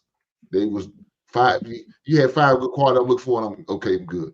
Now, man, shit. I got about 25. You better meet. You got to get a passing grade of 70% or higher, else we ain't gonna make it. And that was my only reason for addressing that question to him, JR, was just to prove the point, though, that these good women are not readily available to that degree. You're not just running out here tripping over 1,000 great women that are not hypergamous and that are monogamous and that are looking to be with a man and not really requiring unrealistic things from him.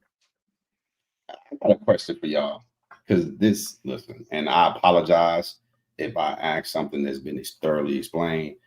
My lady home now, so the babies are with her. I apologize for the interruption. Tell sis I said, hey.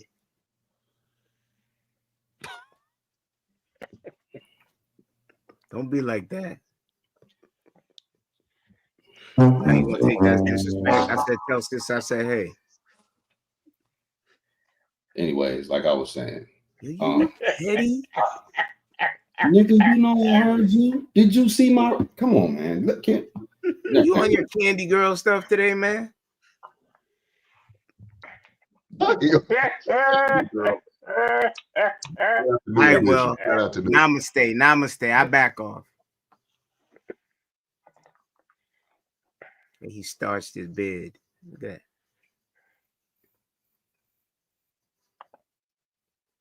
Yo, you had a question, Will? So, I mean, I did have a question, Mark.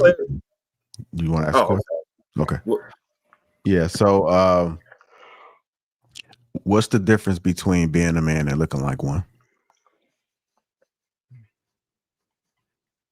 You saying the man or a man? There's a difference between those two. What's the difference between being a man and looking like one? Trans rights, like, I guess that. But hey, okay, because all right, so I say the difference between like the man and a man probably can answer the question, because that may be what you asked. I was talking about this before. When I was young, I probably looked like the man because it was about like a appearance of bravado and those type of things, right?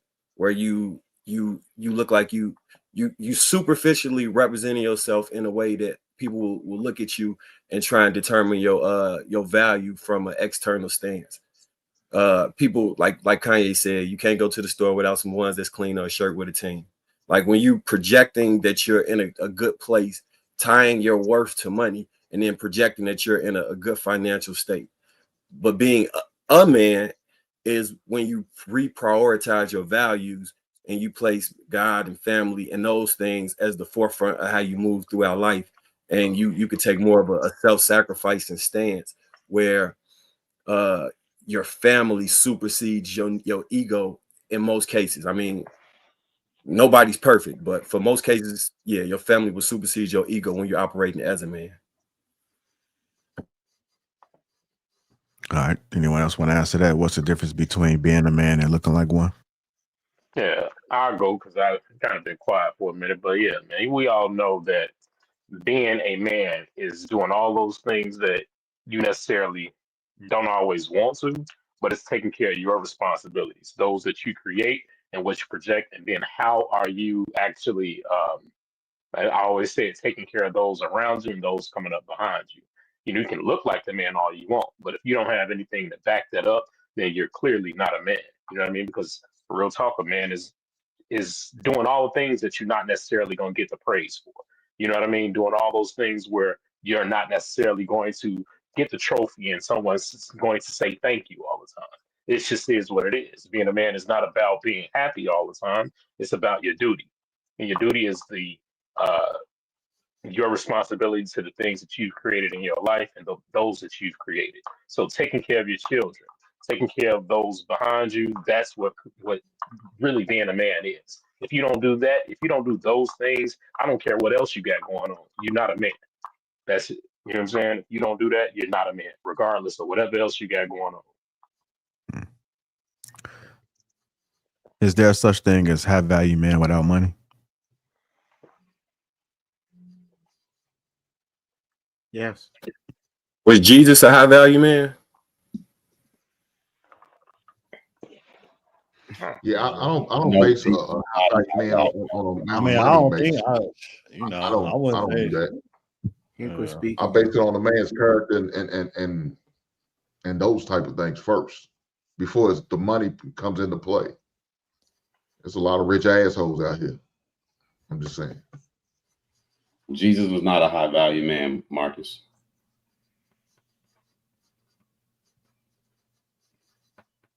Yeah, I second that. Will. Elaborate. Well, you gotta actually. What are we basing it on? Value on, yeah. We're basing it on worldly standards. Jesus wasn't out here trying to smash. Jesus wasn't out here That trying make to. you high value because you have a sex drive? You want According me to Will, what you mean according to Will? I You wasn't said if done. he was smash, you use the example as he's not out there trying to smash. I wasn't done. Okay, I apologize. Jesus wasn't out here trying to put a woman up in the house, put a woman on an expensive donkey. He was out here trying to save souls. It had nothing to do. His focus wasn't on what our focus is on. He wasn't trying to impress people. As a matter of fact, he was trying to stay incognito to some degree. So no, the high value standard is what we implemented into society. Our sinful nature entered that into society. Jesus don't subscribe to that. Malcolm X. I was trying to ask y'all a question. Like listening to y'all, I get extremely confused and I be having a lot of questions and I just be wanting to ask the questions so I can understand the mindset. It's not that I'm saying that y'all necessarily wrong, because if I don't ask the questions, I can't deduce if I agree with you or not. I mean, I take what y'all say at face value and I accept what y'all saying. And if I just take what y'all say without the questions, I'm going to completely disagree with y'all. But like, how do y'all go about getting women? Can y'all at least can we take a little brief intermission and go around the room and just talk about how y'all get women? Like what y'all do to get women? When you say y'all, who did you mean specifically? Because we had all of y'all, very different perspectives. Everybody on the panel, all of y'all. Like, So how you do disagree y'all? with everybody, even though we said all different types You of gonna shit? answer too? No. That's why before I had apologized, right? Because I was being interrupted by my daughters, and it was causing a little distraction, so I couldn't hear everything that everybody said, and that's why I said I apologize in the beginning for the interruptions. And if I say something like that's already been covered that I may have missed, because I'm trying to take care of these kids, but can y'all just briefly tell me how y'all go about getting women? Because all I heard was money. All right. Everything. Well, Like, first I want to ask. First, I want to ask Will this. Will, I'm sure there have been times in your life. You cut out. You cut out, sir. Oh, my muted. bad. That where you. Well, I know there are times in your life when you ask a woman like, "Why do you love me? Why are you into me?" You know what I'm saying? What do you like about me? Right? Have you ever asked like multiple women that? You have, right? Yeah, But have you heard the same exact answer from every single woman? well, I haven't asked a lot of women that question. I've You asked. told me you interview your exes after you break up with them, right? Yeah, why did you? Yeah, but I thought you was talking about while I'm with them. I don't ask them the question. Yeah, if at the end I ask them, it's always about who I am, my character, type person you are. You funny? But are their answers the same? Typically, yes. The answers that's typically are the same. I mean, nobody has ever said anything relating to money ever in my life. Well, I don't think that they will try to make that like obvious, but you always had like a steady career though, right? Like no, bro, I've been ebbs and flows, bro. Hell no. Yeah. So no, bro. I got married at 21. Well, how much money do you think I was making at 21? Shit, I don't know. You could have been doing anything at 21. No. If people that know my story, when I started my business, I had $600 in my account. I was 20. When I started my industry, I was 28. I had $600 in my pocket. And I was married with a wife and 2 kids. And rent was due. It was the first. But you weren't like necessarily dating during that time. But so it's a little different. But I hear you though. But if you know my story, if we had time and we discussed my story, you will know that 90% of my dating I did when I was broke. Mm-hmm. So I can't relate to y'all when y'all saying this stuff. That's why I wanted to hear from y'all. I don't want to just make assumptions that y'all don't know what y'all talking about. I'm asking y'all like, okay, I heard what y'all was saying, and I'm like, I disagree with like most of what was said. Trev asked me, did I disagree with everybody? I don't disagree with everything that came out of y'all's mouths. I heard some stuff that I agree with, but overall, if I had to choose that I agree or disagree, I'm gonna say I disagree with everybody on the panel because I lean more towards disagree than agree. So that's why you disagree with everything. No, I don't. I disagree with stuff I disagree with. Nigga, do you want to say something to me, bro? Just get it out. No, that's why when you start doing your stuff and I start swirling my finger and you ask what I'm doing, is when you start doing it. What am I doing? Okay, so you would mildly disagree. It straight off the question. JL, could you pose the question again? Which one? What? The last one that you posed regarding the last one was is there such thing as a high value man without money? Yes. Malcolm X, Martin Luther, Mahatma Gandhi. Wait, they didn't have money? No. What makes you think? Okay, what make I think what? Let's use Malcolm X. Forget Gandhi. You think Malcolm X and Martin Luther King did not have money? Hell no, they didn't. Have you done any research on them?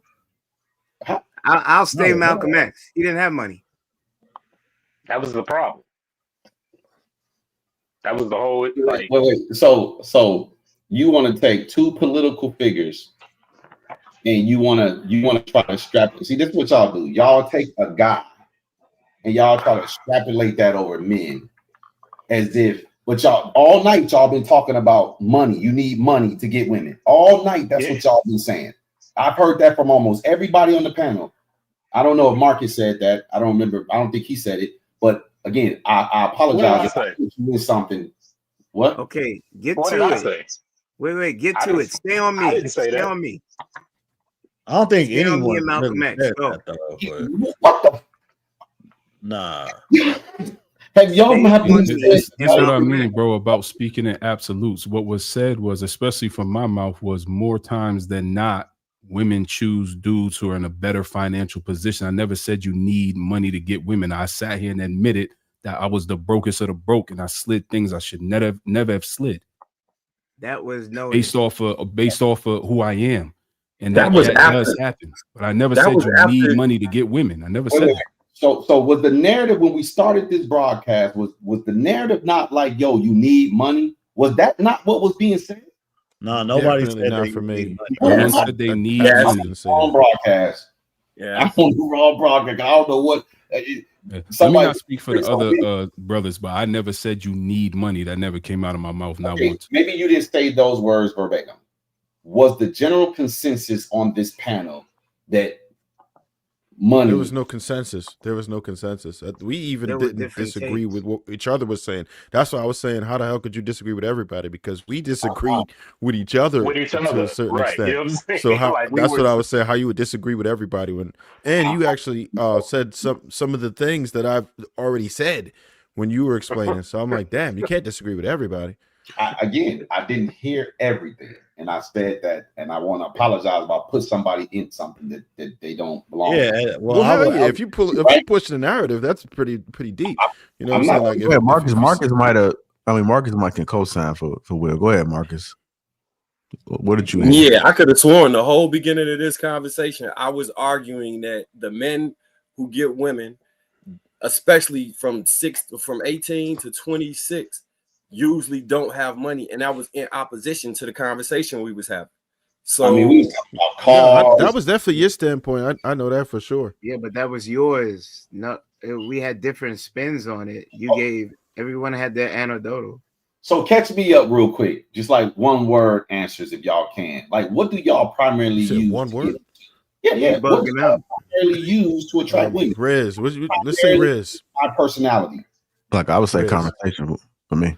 What do y'all primarily use? I Riz. say That's it. conversation for me. Conversation. yeah, That's all charisma, right. personality, conversation. Damn, wasn't none of that being mentioned early on.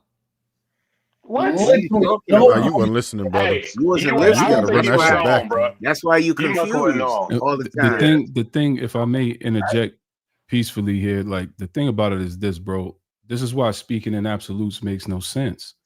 So when you're talking about, we're coming from a background of brothers who have admittedly, maybe not everyone on the panel, but have admittedly said we all at one point in time was broke, and nobody said they wasn't smacking while they was broke. So of course it can't be an absolute that you need money to get women, because we've all testified that we did it with no bread. So what are we talking about? That's why I'm confused at your standpoint. I heard nobody say that. Now again, You might have been missing, bro. It's been said like 50,000 I could times. pretty much repeat exactly what I said, and I'm sure people will no. co-sign. Again, listen. I said I apologize if I missed something. I was attending to my kids, so maybe I missed something. So that's why I asked the question, because I said I don't want to make assumptions about anything, because if I have to lean on what I heard, I'm gonna lean towards y'all don't know what y'all talking about. That's because it's different. If you would have said, "Hey, listen, can y'all get me up to speed to what I was saying?" versus I disagree with everyone, and then simultaneously saying that I don't know what anyone said. No, he not wrong, because they even said y'all stop the cap. I'm like, explain which portion of the cap it is. Like, who said? I don't know who said that. that. I'm only going by what I said. And No, I basically said that when I was younger, I watched certain things go down. As I got a little bit older, out of my teenage years, I understood that there were many other ways to get females without bread. I specifically said that I thought that this was the way when I was younger, and this is what I would see. I would see the dudes pull up with whips and this and that. But then I learned as I got better as a man, like, oh, there's way different ways to do this. You got Riz, you got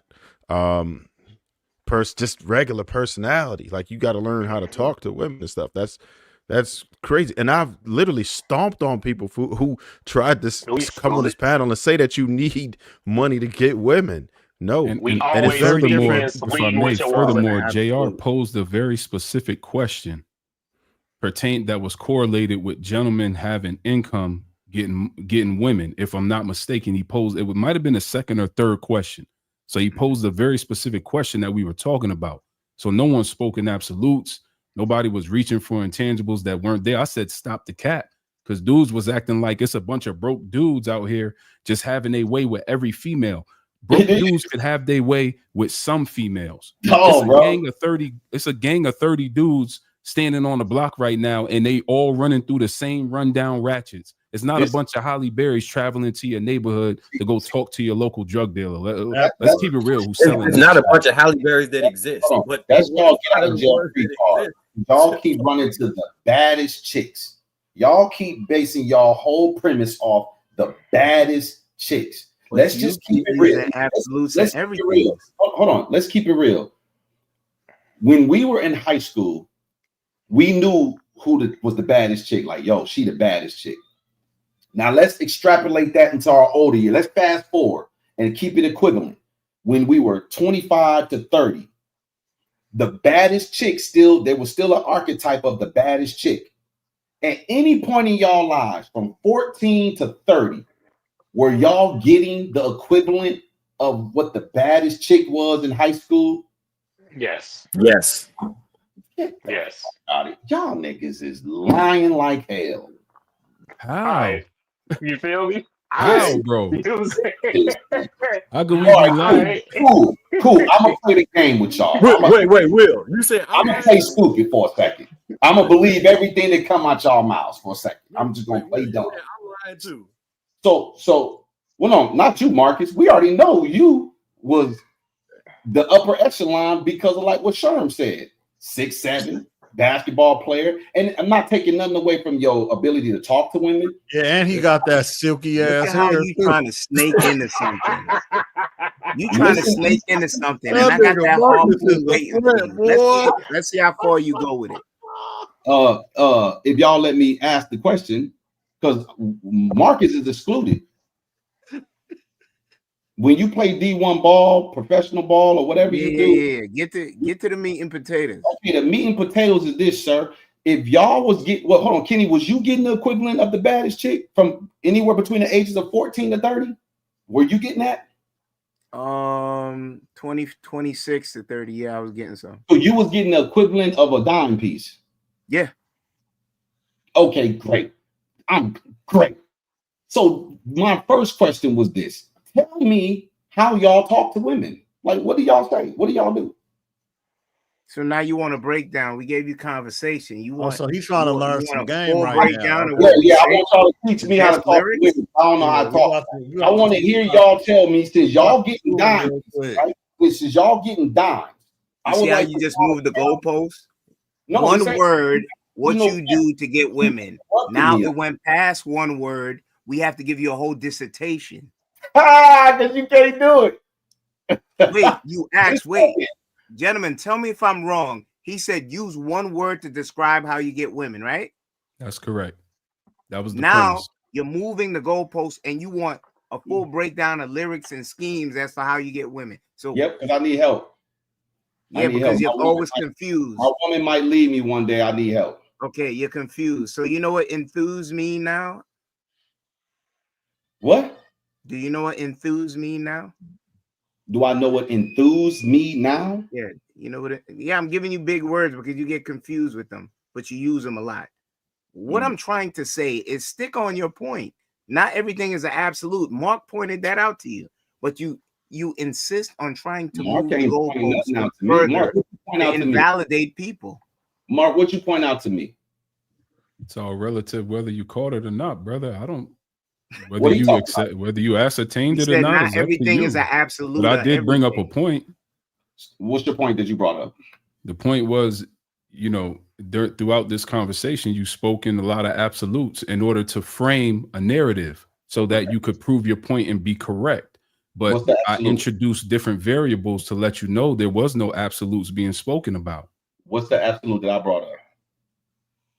You said y'all. My man, is this a lawyer trial? We in litigation? Is this a litigation or what? This is what he does, bro. This is what he does, bro. I every week. respect what you. I Calm down, This is respect what what. he does. Listen, calm and I down. respect what you're doing, but with an individual like me, it's just not gonna work because you can't drag me down the rabbit hole. I'm not going with you. You just made a point that I spoke on Damn, absolutes. I Trev, just them asked shits you is what was the good. absolute. You like, yeah, You we made got an 'em. absolute statement that everyone on their panel, except for the exception of Marcus, said that you need money to get women. At first, you actually included him, and you later corrected yourself. That's No, an I didn't. absolute. Listen. Yes, you did say that verbatim. The people And even who, the comment section, first of someone all, commented on you saying that. JR too. First of all, that would mean I include JR too. Did you think I Okay, included well, JR? exclude JR. That's a given because he's That's the the host. moderator. Cut it out. That's a given. That's a given. Hold on. So So listen, gentlemen, it's very simple. I asked you, Mark, my first interaction with you. I said, "Hey, where do you rank personality versus money? Which And what one did I matters say? more?" You said personality. That's right. But when you were talking about how to get women, that wasn't what you were talking about. I never talked about how to get women. What I said was my observable reality that I lived in life. No, JR asked you, do you believe your value is tied to money? And you said, yeah, come on, what we talking about? That's what you said. 100%. In society, your value is tied to money. Yes. Of No, course it is. No, your value is not tied to money. Yes, it Then is. how does a guy from another country named Elon Musk become a part of American government? You think he got there because he was broke? Or do you think his money played a factor in it? Listen, I'm in the construction field. There's dudes at home. Brother, can you answer the question? No, I'm not y'all picking out these. Thank you. You like to develop rabbit holes and pull people down them, but you won't go. Somebody put you in the figure four. How we feel? Hold on. Hey, Kenny, don't dick ride. Don't. That ain't a good look, bro. Wait. Structure, order, decorum. Now I'm on somebody's dick. If you want to have got a conversation, unraveled so quickly, homie. What's going on? I wouldn't say you want to have. Listen, do I have to put on my roll cover? Y'all pick out exception to the rule people. I heard y'all mention 4 beyond exceptional people: Malcolm, Martin, Mahatma Gandhi, and now we're mentioning Elon Musk. Okay, wait, sir. The only reason why I entered that variable in high value real quick, Kenny, if I may, the only reason why I introduced that variable, brother, is because you spoke in an absolute. So I had to pull out a variable to introduce to let you know you can't speak in those absolutes. What was the absolute that I spoke on? Brother, you said it yourself. Oh, y'all. Why didn't y'all say something about this word called parrot? Wasn't y'all saying that a lot on the last broadcast? Every time this brother say something, I'm trying to have a conversation with him, and I'm getting Kenny, I'm getting Law. Here we go. You ready? You to apologize. This what we doing? Hey, we're gonna keep the show. We're gonna go ahead and keep the show moving, man. Would y'all like me to leave? Because y'all can't answer you no gonna questions. take your basketball and go home? No, I'm asking y'all a question because I can't have the discussion. What's the question? What's the question? I asked y'all, can y'all tell me how y'all talk to women? You said the first time you phrased it, you said use one word to express how you talk to women. Did you? The first time y'all interrupted me, I didn't get my question asked. So, sir, if you stop interrupting me, then you will hear what my first submission is. All right, y'all. All right, Trev. JR, can I please address that comment that just flashed up, please? Which comment? The one that said that Elon Musk got into government because of his mind, not because of his money. Firstly, you don't gain notoriety necessarily for your mind. That typically happens after you die and your theories were proven to be correct. He gained notoriety because of his wealth and because of how successful Tesla is, which led to someone being open to understand his mind, which is why he got in government. It's about money. He contributed money. Didn't y'all just make an argument for Mahatma Gandhi, Malcolm X, and Martin Luther King not having money? Didn't y'all not speak to those brothers at all? Wait, allow me to address it. That's mine. So I don't care, bro. You said name high value men. You did not say valuable men, Marcus. JR. So I named 3 high value men, and you tried to move the goalposts. These men, and Mark mentioned the richest man in the world. Okay, so he stick with mentioned me. 3 men and got no objection from y'all. He mentioned 3 men because did not what was have the money. question? The question Brother, was, you can mentioned you be Jesus, high and I value actually agree without with you. I money? didn't mention Jesus. Marcus mentioned Well, Jesus. you retorted when he mentioned Jesus, and I actually agree with you. He made himself a no reputation. I agree with that. So I Okay, do but not when agree I with mentioned that Malcolm whole X, premise that you're who arguing right died, now. And my argument is your value is not attached to your money. That's my argument. You're challenging my argument. and I gave you a high value man. You see why he's dancing away from dealing with what I said? You see how he's dancing away from it? Who did not have money. Okay, Malcolm X, Malcolm Little, aka Malcolm X, did not have money. His value so he gonna defeat your point right there. a dollar value for how. Mark, if that's All right, true, right? let's go ahead and reset, y'all. Let's go ahead and reset. Right? If that's true, what he just said. May I just say this? I agree with you. The only part that I would like to add to it is more likely that these gentlemen in Christ made a bigger impact more than their value, because these people were all killed with the exception of Mahatma Gandhi. I don't know how he died. So obviously to the world, they weren't that valuable because they saw against them enough to want to take them out. But the impact they left behind is what attributes the value to them. Because I would think they value people were trying to kill them. I would think their value is determined by the fact that people were trying to kill them. They killed. Say that again, Marcus. I'm sorry, I couldn't hear you, brother. I would think their value is determined by the fact people were trying to kill them because they were that valuable. Right, but was that seen at the time or was that seen after they were gone? No, it was seen at the time. They killed them. That's why they killed him. Was it seen in a world purview? Was it seen at the time or was it seen after they were gone? No, it was. You're not gonna dismiss me from the conversation with what you did with that little I yield to you, sissy Kenny. that I'll you're stay doing. quiet. I brought up Malcolm X. You're pussyfooting around it and won't answer it.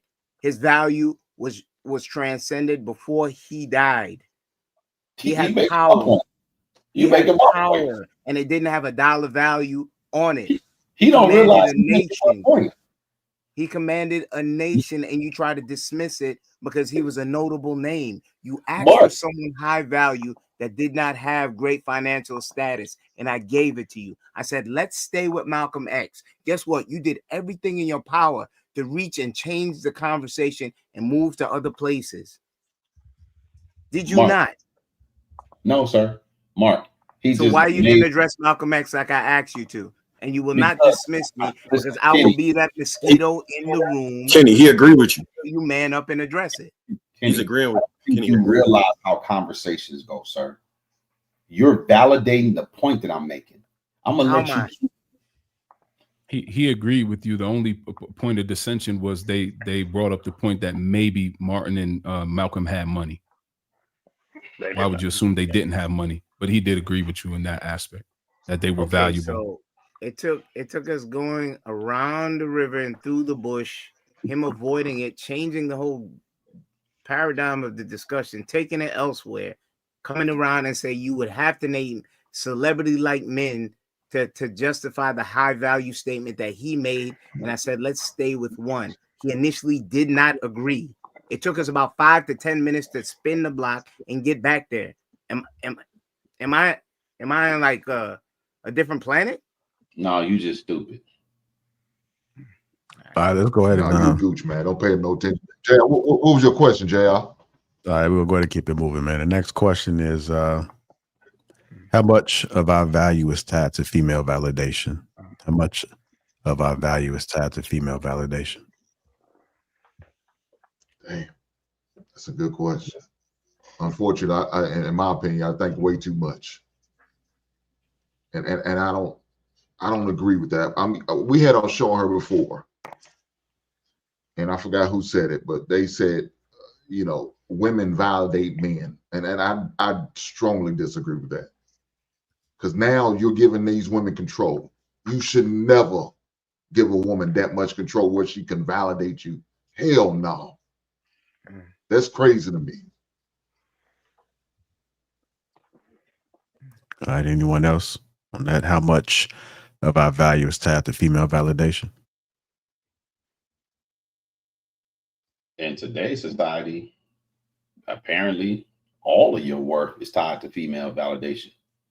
what I've been hearing tonight, it's all of your worth. There's some intangibles that maybe your friends may value in you, your family may value in you, but when you step out them walls of your comfort of your home, the women determine you. So now let me But turn what up. do you think though? What do you think though? Do you I think said- women? Oh, go ahead. Do you think women violate you personally? Would you look for a woman to Validate me?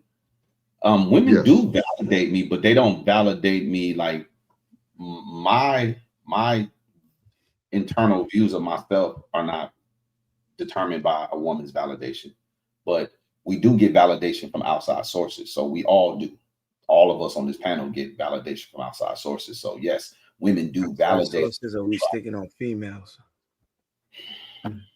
Bro, why do you keep interrupting me, man? Outside sources, are we sticking on females? You love to give corrections, so I'm gonna give you corrections. Keep it female.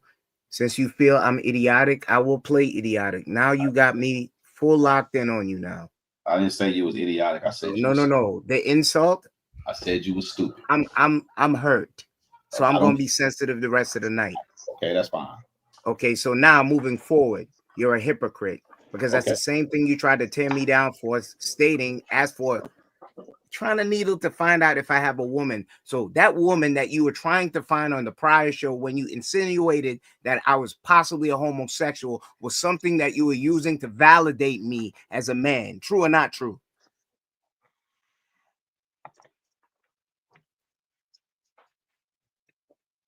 Exactly.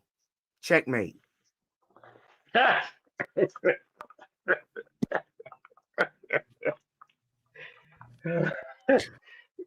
All right. So are we chasing? Jay was somebody with some Billy Goat mustache is smarter than me. Get your goofy ass. So are we chasing success or female approval? Are we chasing success or female approval?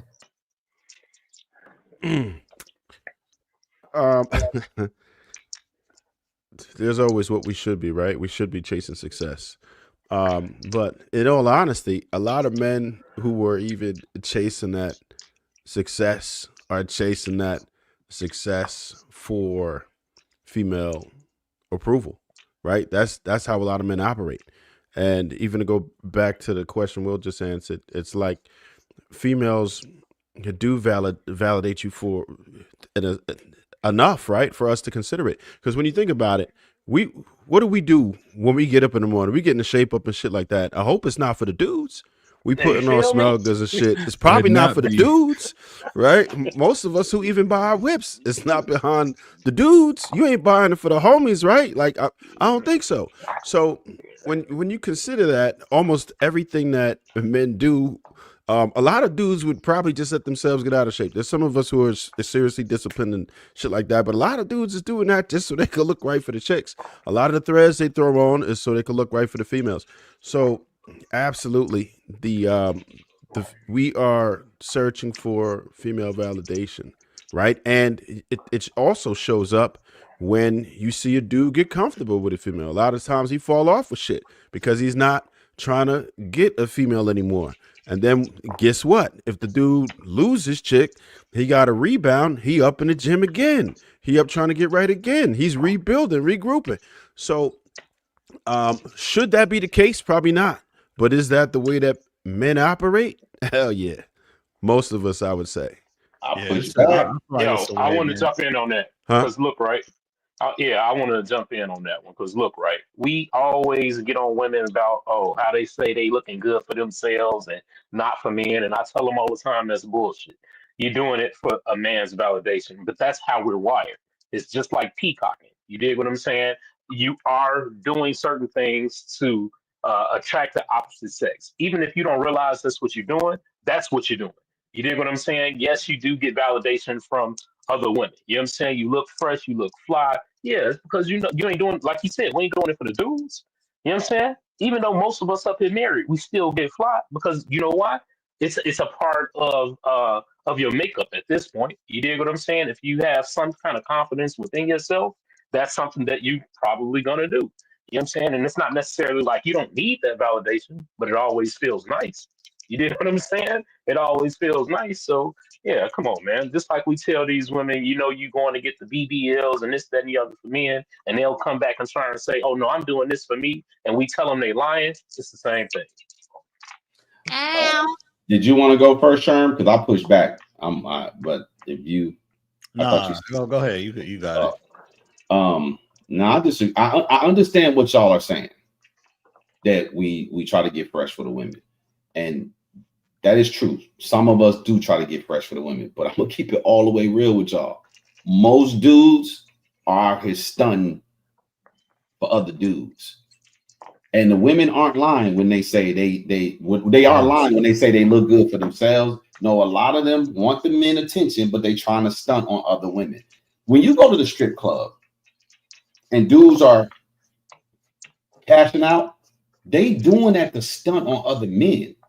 They're not doing that for the strippers. This is a play for who's the biggest dog. Because real talk, I have some fancy cars, or I've had fancy cars in my life. Not always, but as of late, I actually, with my fancier cars, it did not increase the attention I got from women. When I used to drive a 2016. This was in 2016. I drove a 2016 Volkswagen Passat, and it was fly. I had nice rims on it. I had a nice LED lighting package on it. It was fly. I got plenty of women. No women ever looked at my car was like, no. I then upgraded to a 2019 in 2018, because you know the cars come out a little season before. I had a 2019 in 2018 Mercedes E53 AMG Coupe. The women attention did not increase at all. It did not increase at all. It was the same. As a matter of fact, I probably became more selective because I'm like, nah. I'm gonna just tell y'all, dudes, women don't know much about cars. When I'm in fancy cars, they don't know the difference between a fancy car or now. If you coming up in a Bentley, a Ferrari, things like that, that's so out of this world expensive. Women, when they buy Mercedes, they typically go for a CLA 250. That's the worst Mercedes on the planet. So all they care about is the emblem. I had people telling me that they was like, oh, my car just like yours. And I'm like, bro, do you know the difference between the E-Class and the C-Class? Your car ain't nothing like mine. But because they got the same emblem, dudes will think they in the same class as you. There's a difference between a C-Class and an S-Class. You missed the Jay-Z bar, the 30 to 40 grand. Sucker beat. So what I'm saying is like the things that we be saying on these panels is just ludicrous. Women, for the most, do any of y'all think that the quality of woman you can get increases with a better vehicle? I'm talking about drastically better vehicle. I'm talking about going from like a Honda Accord to like a S-Class Mercedes. Yeah, I think you'll absolutely be able to attract more women. I know this for a fact because I listen to women talk about that shit. And you trying to say that a woman doesn't know the difference between a Volkswagen Passat and a Mercedes? You really about to say that? She knows the difference. You really about to say that? She knows the difference between the brand Mercedes versus Volkswagen, but she don't know which is the better car. She don't know nothing about bullshit. Okay. Hey, boy, it's only certain type of girls care about Chicago. Hey, it's a thing in Chicago we call car booties. You dig what I'm saying? They'll tell you exactly what you get. You know what I'm saying? They'll tell you exactly what you in, and they'll tell you if they like it or not. Y'all love finding an exception to the rule, people, and try to make it seem like that is not an exception to the rule. The average female does realize the difference between the Benz and the Volkswagen Passat, bro. Okay, yeah, come on, now we tripping at this point, and I'm not saying I think he was saying or anything. I mean, I will say this. I'm gonna ask y'all real quick. Hold on. I will say this as a person that drove. Just real second. I'm gonna shut up. I'm saying I'm sticking to your point. As a person that drove plenty of Mercedes, bro, I had an S550, a GLE, a C-Class, all of that, right? But when a woman hops in that passenger seat of that S550 and her back starts feeling a massage, that hits, bro. You know what I'm saying? She's gonna be like, damn, what's that? Oh, I know it could do this. Oh, it does totally different things than a regular Mercedes could do. And that's gonna impress her. I understand. Right? I think the point was on the pull up. Did they know the difference between a C and an E or a C and an S? Hell yeah. Nah, he said Passat. And then he said he was saying that E-Class Coupe AMG specifically. I was telling you about a Volkswagen Passat and then an E-Class AMG Coupe specifically. That's no, what he said. He was saying the difference between the Passat and the Benz didn't change the amount of women he got. Right. And he said, keep it real, the emblem is what they care about because they don't know the difference between the C class and the E class. So yeah, but what I'm saying is that it attracts, it will attract more women. Let me ask you a simple question. Let me ask y'all a simple question. Which car do y'all think is a better car? They don't make the car anymore, so just go back in time a little bit. A Toyota Avalon or a C-Class, any C-Class Mercedes. Toyota Avalon. The top of the line Toyota. Take away like the C43 AMG. Like take all the AMGs out the equation. The basic Avalon, bro. Like a C230. Avalon was the top of the line Toyota. Now listen. Would a woman think that Toyota is a better vehicle than that Mercedes? No, I agree that upon looking at the emblem, she wouldn't. She'd take the wouldn't Mercedes know because they don't know cars. I'm trying to tell y'all, they know the brand. They know Mercedes. They know BMW. That's about it. They don't know the different make and models of the car. I think we all understand that. I think everyone on the panel understands that. But what we didn't understand is how you would say that you're not going to get more looks or attention coming from a Passat to a. I got to give it. Hold on, I Benz. got to interject here because I have a personal experience, man. One time I was in Miami doing a video shoot for one of my homies, and the dudes that was doing the video shoot, they pulled up in the red Porsche. I was in town for a little while. I got whatever rental I could get. I think it was a Nissan Rogue, right? So I'm riding with one of my boys, and we was not flashy because we weren't even in the video. We were just showing support. Everybody in the video was flashy. My boy didn't even have a shirt on. He just had dreads on. He had a shirt and some shorts on. I was chilling. I had on like some shorts and a t-shirt and a bucket hat. We pull up to the spot to shoot the video. The dudes pull up in the thing. You know, they turn up the music. They hop out the car. They do all this shit. Then the girls pull up that are supposed to shoot for the video. All the girls came to our car. For whatever reason, because we had all linked up at the house first, and we had all met the girls. So after we met the girls, we went to the spot to shoot the video. The girls came to our car because they was jacking us. So at the end of the day, it's like the car didn't make no difference. They had a nicer car. They all came out flashier, flyer dress, but the girls was jacking us because we was just cooler. And that's just what it is. And it's like I've seen it happen a million times. Dudes come in the club, flashy, popping bottles. They trying to kick it to the same girl over and over. All getting turned down. And that one dude who was sitting in the cut by himself, not flashy, sipping one drink, not even popping no bottles. He's the one sliding with her. And all the dudes is over there popping bottles to impress each other. They're all attracting a certain kind of girl. So there's certain girls that are attracted to that go to the club that are that pay attention to the guys with the bottles. But the rest of the girls there, that's not what they're into. They really just trying to meet a cool dude. I mean, bro, So that dude who's sitting by the bar and that's funny that got conversation, he's the one sliding with the women. I've been in situations and personally, just in personal experience, I have always in my life pulled better quality and more loyal women when I was broke. Or when I pulled up in a car that wasn't that nice, the women that I met were better quality, more loyal women. When I was pulling up in nice cars, I always attracted the worst kind of women. So I don't think this you needing money to attract women thing is true. I think if you're looking for a certain type of woman because a lot of dudes want that woman that's appealing to guys, right? They want that woman that, oh, I'm going to show her off to my niggas and that's going to be a good look for me. And that girl you need money to have because she knows that we opened the conversation with that. I said there's two different types of women. You got your fly-by women. I specifically said that if you're trying to smash, that's different. They are attracted to the shiny shit, right? But I said for long-term women, that's not what you're looking for. You don't go looking for women who are chasing bread and looking for the shiny things. And we understand that it's not, women are not a monolith. We dig that. I think everybody over here understands that. We're not trying to say that we can't put all these women into one bucket and think that it's going to fit. It isn't. There's different types of women that you're going to meet in different situations. Miami, there's so many things with that Miami story. Everybody, we know Miami is a different animal. Miami may as well not even be in America. Miami different. Flashy cars are like Hondas over here, right? Everybody has that's I'm a not dozen down there. Yeah, Ain't none of them theirs. it's You a know what I'm different saying? scenario. None The of funny them thing is, theirs. a lot of the women that I met in Miami, they like the dudes that's not like that because they see it so much. They're like, oh, here's another dude trying to flex. So That's what I'm coming saying. from New Yeah, York. that's I'm not like exactly that. it. I done bagged hella girls in Miami that's used to being all around them type of guy, and I'm not that type of dude. I'm not flashy at all. I'm low key. Kyle, it's real simple. In Miami, do most of the dudes in Miami have fancy cars, or do most of the dudes have regular cars equivalent to a Honda Accord? There are more fancy cars there than you will see damn near anywhere.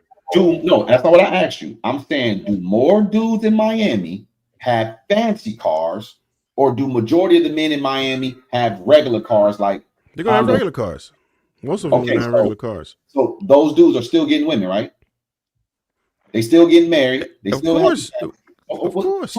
So I think what y'all are trying to say without saying it, y'all want the upper echelon beauty women, and y'all use y'all money to impress them. No, Who that's said stupid. that at any Where moment? the hell did you get that message from? Where did you get that?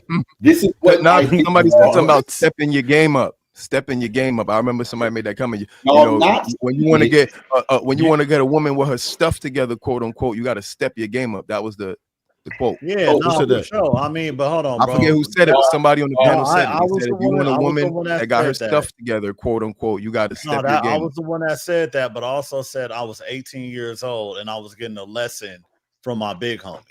And I will never say that that's not true. I'm not sure what kind of women that y'all like to attract or what kind of women you want long term, but everybody seeks out different type of calibers of women. You know what I'm saying? So the let me type ask of you women this that I like, they want to do that got shit going on, that got ambition, and that has resources. So You know let what me I'm saying? ask y'all this question. Those are the women I like. I never had to get money to get them. When y'all stepped y'all car Bro, game you up, single? Are you married? Bruh, I'm single, but I got women, brother. Relax. You're Listen, married. I'm not. You're right. Exactly. So you don't You're know what he's married. I'm talking not. about. I don't want to be married. Exactly. You want to Well, you want to serve a so woman. again, I if don't. you I don't want to if you serve a want if woman. you want My play life's if you purpose. want play My life's toys, that's purpose is different. not to We serve talking a about woman. women. I'm not You know one what of I'm y'all saying? niggas. My life's purpose isn't to serve a woman. Not A one of woman's y'all purpose is to niggas. serve me. He's a What does loser, that That's the mean? difference between me and y'all. Fucking loser. Y'all want to impress One women. of I y'all make women niggas. impress me. That's the difference. What are you You talking know, about? You sound you's a like a You clown. child, know what I'm dog. Yo, talking clown. about. Yeah, You You's a just you mad. sound You like know a what I'm child. talking that? about. You just mad. You just Clout. mad You because you have got to no, impress the Clout. you have woman. no You'll idea. I don't envious have to any impress party no in woman. life. I say what I want. I You's a do what I troll. want. Y'all got to watch You're a y'all tongue when y'all troll. get on panels because y'all got women to impress at home. I don't got to do that. You a You're a troll. child. You up in Yeah, your like that. you up Like in your that. auntie Exactly. house in the attic. Like that. Exactly. You not Okay, like guys. that.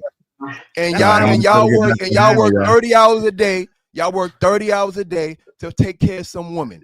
I don't do that. I'm not like I y'all. work 30 hours a day I to work take care the of hours someone. I want for my business to spend my money how I want. All right, I y'all. don't Let's get serve back on track, y'all. Let's get back on topic, y'all. That's y'all why get I off said this. you Y'all was gonna go serve a Hold breastfeeding. on, KP and Y'all Clap. get off this. The woman gonna come serve me. That's the difference between me and y'all. Serve you? Hold on, y'all. Hold on. Let's get back on track. So my You question talk is a good simple. one, man. When Y'all send when women cash Good apps. one. Women send me cash Clap, apps. That's clap. the We difference. got to get back on track. I think you made your point. Go ahead. All right, when Chris y'all Brown. upgraded y'all cars, how did y'all get the better quality woman? Like what changed? We still talking about cars. I don't. No, we're talking about value. You said when When y'all y'all upgraded your cars, what changed with the females? You are talking, you're interjecting cars with the They just got more conversation. expensive women. That's it. More no, expensive brother, car, you get more expensive yo, hoes. Women that cost more. JR, That's all you get. can you give Kenny a pass to just ask me or say whatever he want to say to me? Because he keeps directing stuff to me. I don't know why. I just reiterated what you said. We're just gonna go ahead and switch the question up, man. My next question is: can a woman really respect a man she makes more money than? Can a woman really respect a man she makes more money than? If she I say valued that absolutely. man, yeah. Who said Yeah. absolutely? I did. Yeah, if she value that man, if you're a real man, like if she values you as the man, yeah, you know what I'm saying. But you have to hold yourself as such. You dig? Yeah, and I could say that from personal experience, right? So, that's just what it was when we met. I wasn't getting it like that. This is a long time ago, but either way, and I never, like, as a grown up, felt like you had to, like, offer money. I offer more than that, right? I'm a problem solver. I'm a person who can fix shit, right? I offer a lot more than just that would attract a person versus money. I always, and again, man, I'll shut that shit down every time I can when somebody says you need to lead with money. It doesn't make sense to me. If you lead with money, then you are setting yourself up for failure. And you shouldn't, it doesn't mean that you don't want to provide for your family as much as possible, but it should never be something that you lead with. It shouldn't be something that you have to lean on, because that person don't really want you. If that's what you had to lean on, they don't really want you. They wanted you for that. And we understand that females in general are going to love what's attached to you, whatever that is. Don't ever get it twisted and think that a female is going to love you straight up. They're going to love what's attached to you. It might be that feeling you give her when you can make her laugh. It might be that emotional support. It might be that bread. But if you don't possess that, then in most cases, that female is not going to be for you. All right. Anybody else want to chime in on that? Repeat the question. Can a woman really respect a man she makes more money than? The majority of women out here know, because they make a million excuses. They tell you to level up. Flip the coin. We've been dating down since the beginning of time. We're in a non-traditional society. Women want traditional values still. They're not looking at you on the majority tip as someone that they could relinquish the reins to, because their dollar value is now higher than yours. The majority of women like making excuses. We see it all plastered on public media and all around. And these shows like, what's her name? Kendra G and all these other females like, what is it? What's the other one? The one that had to have the surrogate baby. What's the light skin one? The judge. I mean, the lawyer. The Eric K. Williams. Yeah, Ebony K. Williams. No. Because they can't truly relinquish to what they really need is love and having somebody there. That's why we have a slew of older women sipping wine in groups with animals. They got their pet cat and dog, and they relinquish their pride to be called cougars, and then they're in these groups talking about why I can't get no man with all my degrees and masters and doctorates. Because the majority of them couldn't get out their own way and realize when men accrue certain wealth, all they want you to do is just be there, be quiet, be loving. Just be there for me. The dynamic should be the same, being that we're in a non-traditional society, but it isn't. I'll land there. So I think that the point of like the Ebony K. Williams and those type of women, I think they would find it hard to respect most men. But for specific types of men in their life, it's possible. But I think the bigger point is there's a correlation between the Ebony K. Williams type of women and having to have money to attract those type of women. Those are the women you should be avoiding, in my opinion. We were talking about utilizing your resources as a way to entertain and the difference in the women you get. I think the difference is in looks. I think it's personality and mentality. And Ebony K. Williams is the mentality of the woman who requires you to make 666, all these extra tangible things. And you're doomed for divorce when you date a woman like that.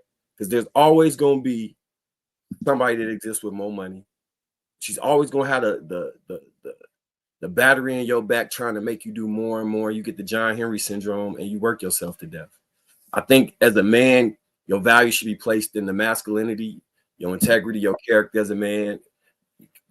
The things that if you lost your job, you could still maintain. So I absolutely believe a woman can respect you if she make more money than you. Seen it happen. The only you say what? The minority or majority? Okay, so I think it's. I didn't want to talk about the majority. You see that, Marcus? Now So we I'm want gonna answer because look, it's the minority of women who operate like that, but the majority of women who actually date men who they actually like don't operate like that. If that makes sense, you get the correlation I'm making. So the majority of women who date men they actually want don't care, but the women who are specifically seeking to date you based off of finances, the majority of them won't respect you. But I don't think that's the majority of women. I'll give you pushback. I'll chime in briefly. There's a lot of pontification and guessing and conjecture going on. There have literally been studies that have been conducted that when the man makes less than the woman, they are more likely to head towards divorce. You can just look it up for yourself, because typically a woman's respect level is tied to your ability to provide, because that's seen as a masculine quality. So if they're providing better than you, they may place you in a feminine bag and lose respect for you. Just common sense, for crying out loud. I think that. Do you think that the majority of men think because their masculinity is tied to finances? So 1 second, what was this brother in the bottom corner saying? It applies to marriage, and the reason why that applies specifically to marriage is because marriage is already based off of the framework that the man should be a provider.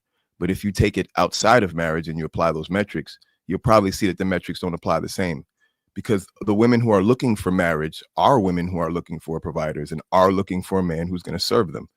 Now, when you're talking about women who aren't trying to be married, they're looking for a man that they desire, which is an entirely different thing than a man that's going to serve them. So, of course, your stats are going to make sense because you're talking about a system that's structured around a man providing for a woman. So, of course, a woman's not going to want to stay in a marriage that she's not benefiting from, because her whole purpose for being in the marriage is to benefit. That's why women want to get married, to find a man to help finance their life. So of course they would want a man that finances their life, because that's the reason they get married. So that doesn't prove anything. In what world that you live in, is it normal for a man to go out and find women to finance his life unless he's a pimp or some type of weirdo? What type of world are you living in where that's appropriate and it's the norm? Where are you from? Well, what made you jump to the conclusion that I was saying that a woman should finance a man's life? Because you juxtaposed it with the opposite. The reason why you that's thought an like that inference that I made. The reason why you thought like with that. The opposite.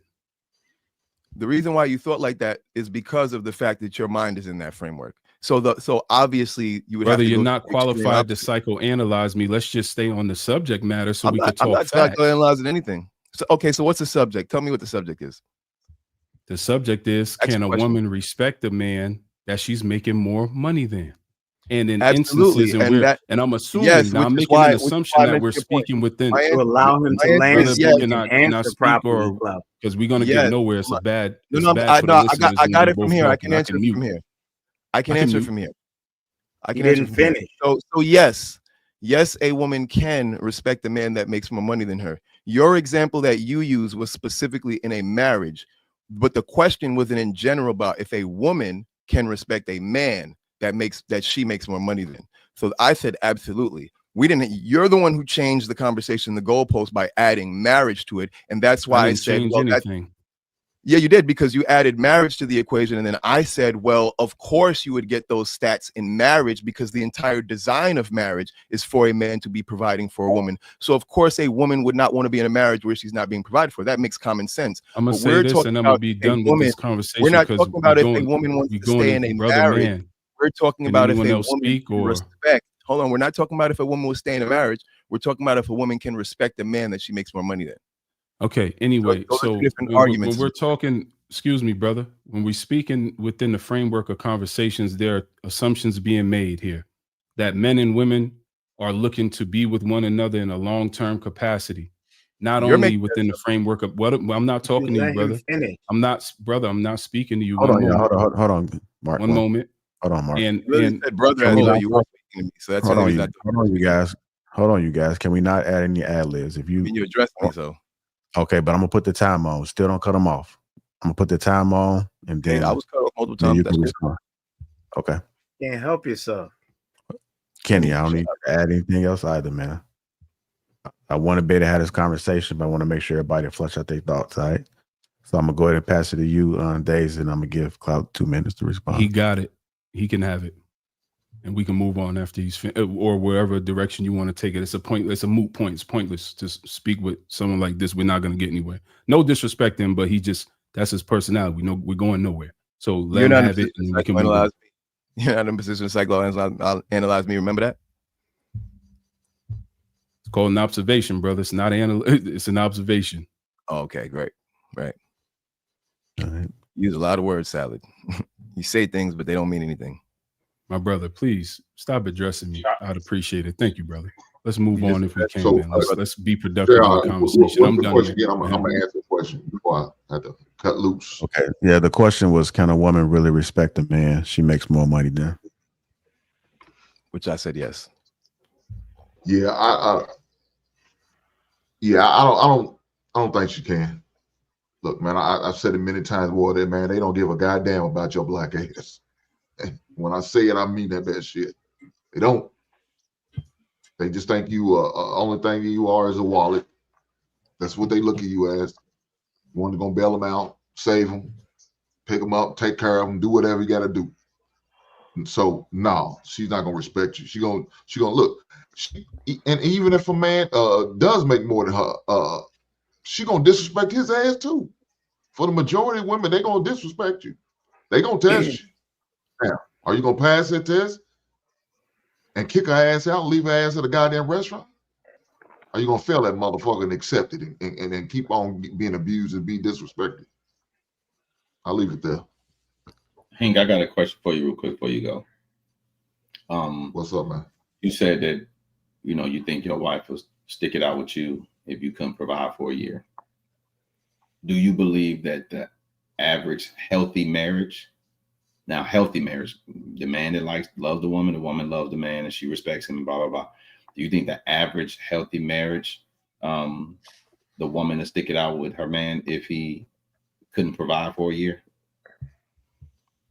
Yes, you said the key word is healthy. So yes, they're gonna. Healthy. I don't want to talk about the obvious damaged relationships, right? So if that's the case, do you think that type of woman can be with a man who makes less money than her? Yeah. If you got a healthy relationship. No, not the healthy relationship. I just meant I wanted to find out if you thought a healthy marriage could sustain a man being unable to provide for a year. You said yes. So I'm saying that type of woman, not the relationship. Now we're just taking that woman out of that relationship. Do you think that kind of woman can be with a man that makes less than her? Yes. Okay, so then the answer would be true, that a woman can be with a man who makes less than her. Now, maybe it's not in high supply. Boxed you in. You didn't even see that, Hank. No, I'm not saying it can't. When we talk about respect, can she respect a man? They could be with a man. Look, we've seen it on the regular basis. They'll be with them. Yeah, but as far as respect, well, then that's a different animal. Okay, so the same thing applies. So in that marriage, right? A healthy marriage, do you think a woman will lose respect for her husband if he can't provide for a year? No, not in a healthy marriage. She shouldn't. Okay, so if you take that same woman out of that marriage, she's still the same type of person she is. She's just not with him. Do you think she can respect a man that makes less than her? Yes. Okay. She can, if she's that same woman that was in a healthy relationship, it means next relationship she's more likely she's going to continue to be healthy as long as that man's healthy mentally, emotionally. Yeah, why not? But doesn't mean the rest of them won't do. I'm not going to say every one of them. I'm agreeing. I was just testing it, right? I think majority of women will struggle to some capacity with dealing with a man who makes less than her unless he's just inadequate. Women don't have a problem taking care of inadequate men, but men who are adequate, who just doesn't earn more. So like if he's making $60,000 a year, that will be an adequate man by societal standards because he's above the average earning man. But if she's making 120 and he's making 60, I think it will be hard for those women. I don't like successful women. Financially successful women, I tend to not like them. I've dated a couple of them, and the experience is usually not good. I prefer women who don't work. My woman don't work. She made good money when we met, but she proved to me that I could be with her long term because of some conversations that we had and some suggestions that I made that she acquiesced to. My woman don't work, and I don't want her working. When my kids grow up, she can get a job again, or she can start a business. And if it's passive, I think women that make money, they enter the realm of masculine thought processes, and I don't like it. I'm not a fan of it. I don't subscribe to it. If you want to work, cool, go work, go find you another man. I ain't him. Can I introduce this as well? Like when we speak about the realm of the conversation, we're talking about possibility versus probability. Of course, it's possible that a woman could respect a man who makes less money. Of course, that's possible. There are some women who are very reasonable, but in my estimation, in my lived experience, they're few and far between. So it's highly improbable that most women will be able to be in that situation and be okay with it, especially on the long term. Even some women that if you take that woman out of her, extract her from that healthy relationship, there are variables that could change that. She may have to downgrade her quality of living to a standard that she's not comfortable with. She may have to make all type of changes that she doesn't want to do. At that point, she will become unhappy, and that relationship is doomed to failure, in my opinion. I agree with you 100%. I wanted to say that's an interesting perspective. I actually find my personal experience to be the opposite. You know, when I was first married, my wife didn't work, and she was home all the time. And I actually found it to be the most annoying thing possible. She was always around. She didn't have nothing to do. When I was home, Well, she you always was one wanted of y'all niggas at one point. What are you talking about? You was one of y'all niggas at. Remember, you said. Oh yeah, I was. Oh yeah, definitely, I was one of y'all. Niggas. I was one of y'all, and I That's saw the what's light. up. Oh yeah, I hear you, absolutely, I was word. one of y'all. My bad. I didn't mean to interrupt you. Go I'm ahead, ashamed gang. to say it. I'm ashamed to say it, but it's true. I'm admitting it. Because Here you failed at it. I was one of y'all, but yeah, man, when I was married, bro, yeah, my wife was home all day, all the time. You know what I mean? And then the housework wasn't that much. Like women be acting like housework is a lot. Housework get done in like 2-3 hours, and then she's sitting home watching bullshit on TV, wanting to talk about bullshit all the time, stressing the hell out of me. Me personally, now I tend to like women that are successful. Why? They got shit to do. They got their own money. They not calling my phone 20 times a day. On top of that, I personally find that the women who work in dominant fields tend to actually be the most submissive women, where the women that tend to be the stay-at-home quote unquote submissive types are actually subversively dominant. Those are the women who are able to manipulate men and get them running through hoops. Meanwhile, the ones that have powerful like workspaces, when they get home, all they want to do is let their hair down, relax, and give up control. That's all they want to do. So when you get those women who work in high careers, when you get them home, they're completely different than how they act when they're there, in my experience. You know what I'm saying? And I like that. They have their own place. They don't want to be at my place all the time. They got their own bag. They're not expecting me to finance nothing. Their nails are done. They're not asking me to get them done. Their hair is done. They're not asking me to get it done. You get what I'm saying? They're not hungry because they have food. They show up and drop off lunch to me sometimes. Sometimes they take me out, splurge on me on my birthday, take me on vacations. It's an amazing time. So for me personally, me, I like that. That's just me. I can't speak for nobody else. I'm saying me. It's an amazing time for me. I love those type of women and the reason why I especially love those type of women is because I know that most men are afraid of those type of women. So everybody's avoiding them because they think they so scary. And when they with me, they melt like butter. You get what I'm saying? So I love it. Cloud, let me ask you a question, bro. I'm sorry to interrupt you. Listen, I didn't know you was married before. Yeah, I got married at 21. 21, bought my first house at 21. Taking care of my wife. She didn't work for nothing. Hey, same here. Listen, but that narrative be painted like you struggle in that department. You said what? That narrative be painted like you struggle in that department, bro. I'm glad that you proved. Oh, no, that's what I'm saying. Everybody thinks like, oh, I was always anti-marriage and all that, and I just I was married, bro. I was a hopeless romantic, just like every man on the planet at some point. But then I took this little pill, and it went through my body, And my eyes were open and I saw the light. And once I saw the light, I could never close my eyes again. You're right. Hey, you start convulsing, and it's like all that simpness gets steep like out your catching the pores. Holy Ghost. Yeah. Well, how far you want this to go? The spirit of Mackin just came into me. I don't know, man. How far you want this to go? JR, just do a show for me and Kenny, man. He feels confident when he around you. I don't know why you keep addressing me, but for some, what you're doing, sir. I didn't mention your name. I'm a very good listener to sucker shit. So what you want to talk about, Kenny? You just won't let this go. What you want to talk about? No, you keep playing around. I'm doing my best. Namaste. Do y'all mind if he? Do y'all mind? I got more. I got more ammo on you. I'll make you go do another IG live and get your little cronies to talk about stuff I know. Why you just don't chill? Do y'all mind if we take 2 to 5 minutes? I mean, JR, I don't want to derail nothing, but Kenny got to get this off. I think he needs this opportunity to get this off. Oh man, it gets so personal here.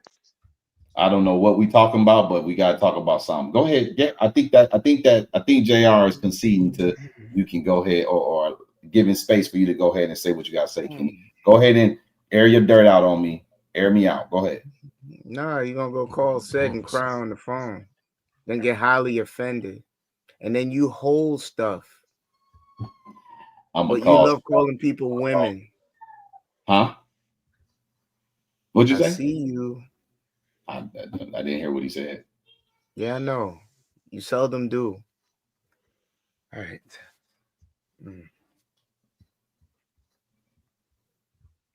Oh, Royal Rumble.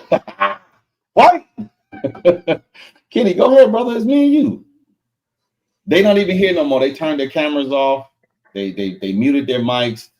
The audience has left. It's just you and I, brother. What you got? I ain't got nothing. It's a shame. It's a shame that you need to play in the subliminal world and then catch feelings over it. You've been weighed, you've been measured, and you've been found wanting. You know what that means? That your speaking style and how you come across, you think you're smarter than the average bear. Then you just use your little parrot to make a whole statement when you're throwing jabs my way. I've been around this globe. I've seen more sunrises and sunsets than you. I may not have more than you, but I have more than you. Don't let that fly over your head. It did. I don't know what use you another used car salesman. Okay. Because you can make nuns sell pussy. That's your business. But when you speak to me and you're around other grown men and you try to play with that aptitude, you try to play with my pain, I will expose yours.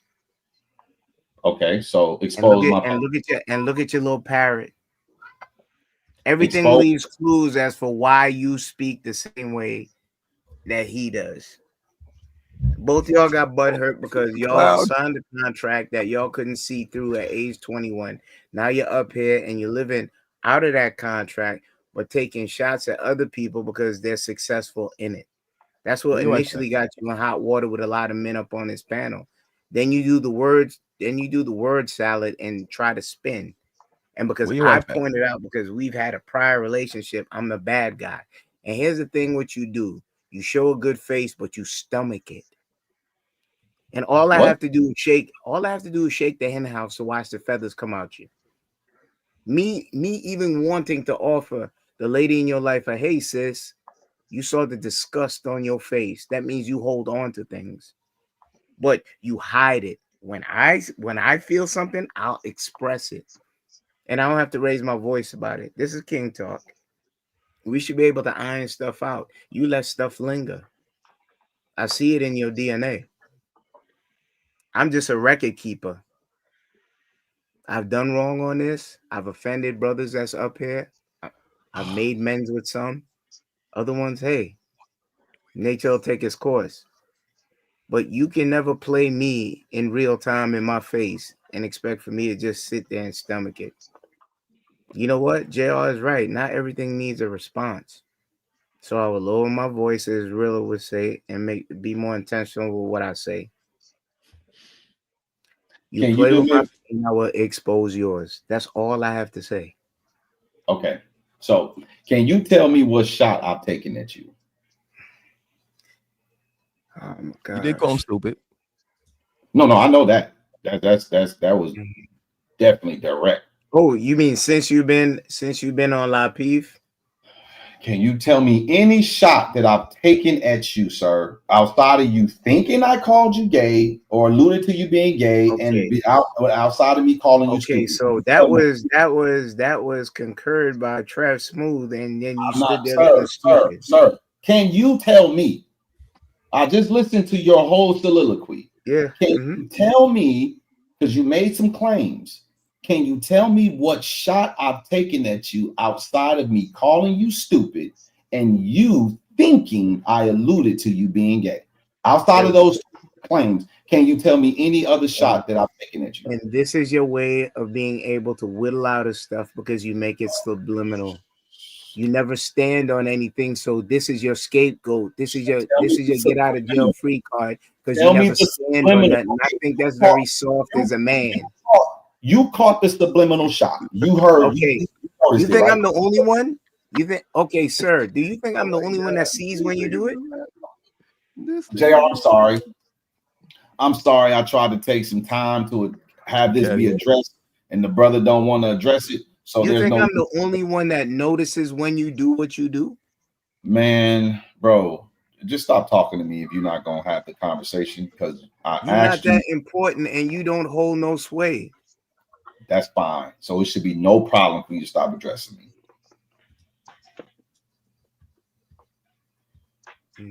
All right, don't look like we're going away with that one. Nah, we actually not. All right. I want to pose this final question. So, would you still lead the household if your woman made double? Would you still lead the household if your woman made double? Yes. Yep. Listen, man, Steve Jobs ain't the one making all the sales, right? You know what I'm saying? The person who running the business ain't always the one generating the income, you know? So it is what it is. What about you, Sean? What you say? I manage resources. You feel me? Damn, my bad. What was the question again? Would you still lead a household if your woman made double? I don't know, man. That's pretty much a tough. It just depends on the dynamic. You gonna chill at the crib and she made double. I'm chilling. Did y'all feel less than or something? No, it's not feeling less than. I mean, for me as a man, I will always want to be able to do more than her. You know, like I always had something in my mind, you know, where it's like every year I'm leveling up. You know what I'm saying? Because I'm an entrepreneur, and you know, being an entrepreneur and having businesses and things going on, it's like you're always going to be ambitious and want to level up and do more, provide more, and you know, just be more of a human being. So, I mean, I will be okay with it, but I will for sure want to be able to make more money than her. You know what I'm saying? Like at all times. Well, Sherb, you said if she made double, you I mean, like, you know, if it happens, because you know, like you said, there's ebbs and flows. You go up and down. But if she made more, you know, I mean, you know, I will be, but I will for sure be striving to, you know, level up and try to make double than her double. You know what I'm saying? Let me make sure I understood the question right. JR, is the question just if she made double what she's currently making, or she made double what he's making? I think it sounded like if she makes $50,000 a year, and if she made double, now she makes $100,000 a year. No, is that how the question reads? You meant double the man. Double your salary or double her current salary? Oh, it sounds like double her salary. That's what it sounded like to me. No, it's not. I thought it said double your salary, whatever you're making. Why was the original question? If she made zero, double a zero would be $10 zero. grand and starts making 20. That doesn't affect anything, right? Right. So So it that's has why to be the man. The question is, would you still lead the household if your woman made double? See, it Why, was just why, it why wasn't was the clear enough. original I feel question not great. palatable and it had to be confused and quantified that much more? So I mean, basically, if she made double what she made, Yeah, that's what it sounded like to me. But Double what you make, right? I I infer thought it was that it's double So about you what the you make man 100,000, because she make yeah. 200,000, So like that. I don't see where the basically, if she ambiguity making a is. lot more money than you, Right. Yeah, she making a lot that's Okay. more So money she than make you. double you. Like, Okay. Get your money, baby. Got it. I ain't in no It's gonna be a way your power time, struggle, baby. well, man. if she We ain't made, competing. technically, if a Ain't no woman competition. makes double what her man makes, he doesn't have to leave the house because she just effectively created two of him financially. So why he gotta leave the house? Now, I think for me, I'm still gonna leave the house, but I'm okay with a guy saying, "Nah, she make enough. I'm good." If that's how their setup is. One thing I do, I talk about how it should be, but I don't intrude on how nobody currently have their situation set up. If it works for him and her, then hey, they like it. I love it. Yeah, if my wife had a specialized skill, like she was an actor, actress, or even if she was a special type of physician, where she was making $1 million a year just on a random to make it extreme on both ends, I wouldn't have no problem staying home with the kids to answer that question because it's more efficient for her to go make $1 million than what my skill set is at that point, and that shouldn't change the dynamic of the relationship. It's still going to be dominant and submissive energy within there because I don't tie my masculinity to wealth. money. Yeah. So it's not the correspondence isn't there.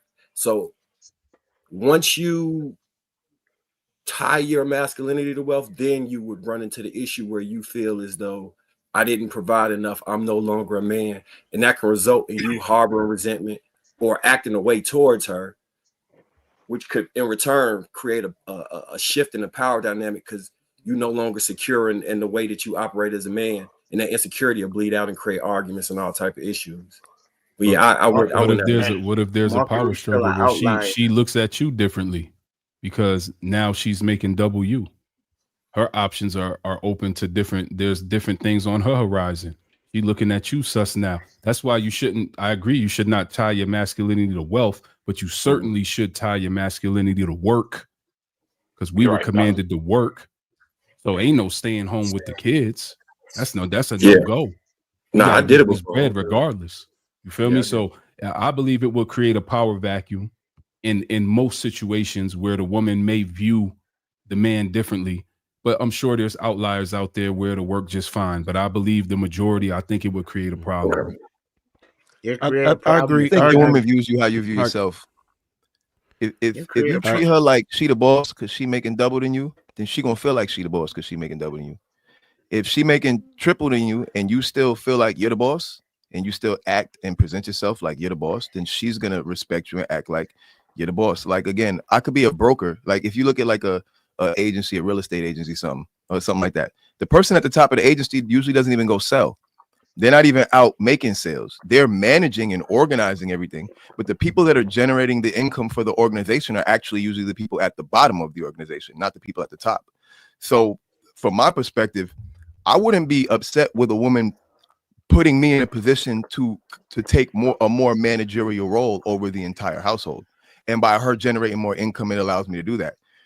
By me being the breadwinner, I have to, which is fine by me, by the way, but I'm saying by me being the breadwinner, I have to not only be the manager, but then I also have to bring in the income, which is now 2 jobs, where she might, and if she's sitting at home, she kind of has no job.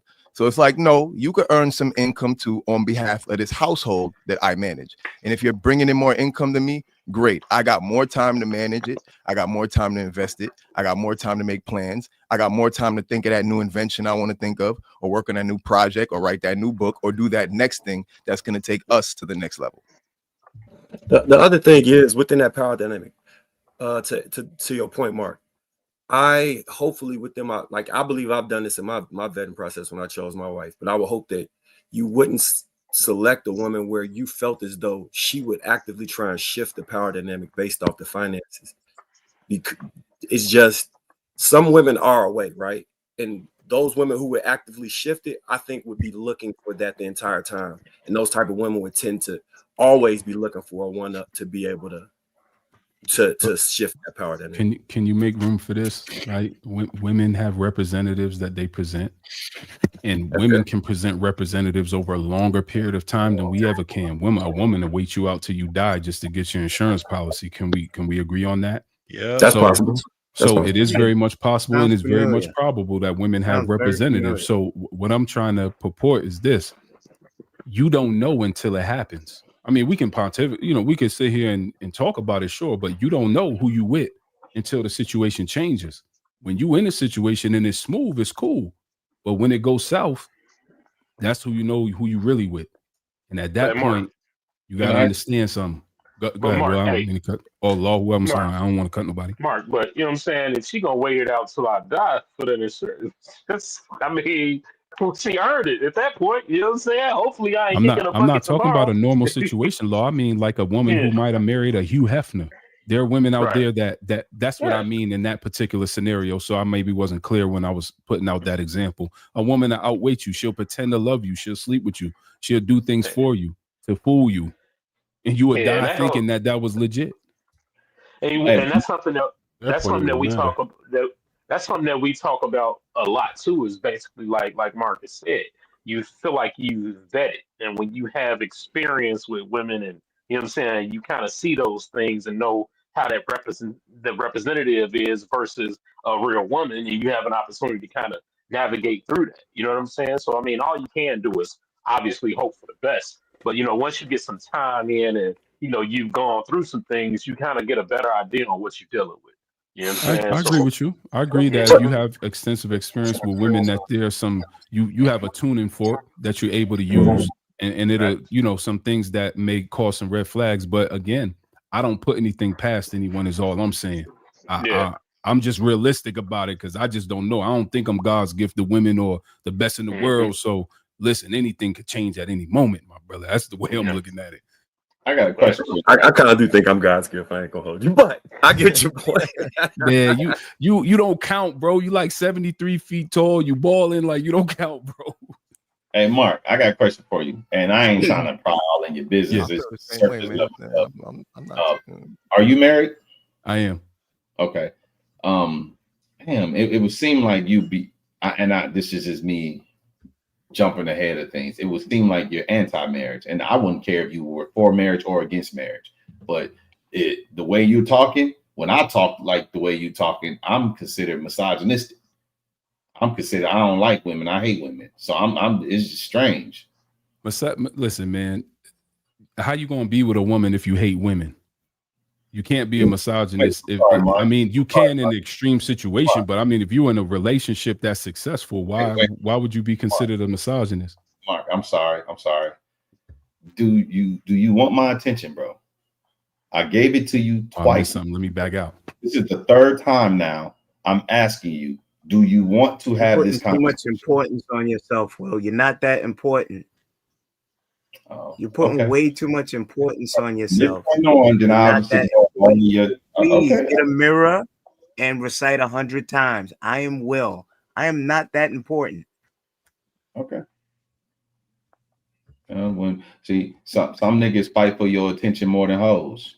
So I just don't understand why, when people just want your attention so bad, you stop what you're doing and you say, hey, is there something you want to say? Hey, Will, you're a sucker and you soft.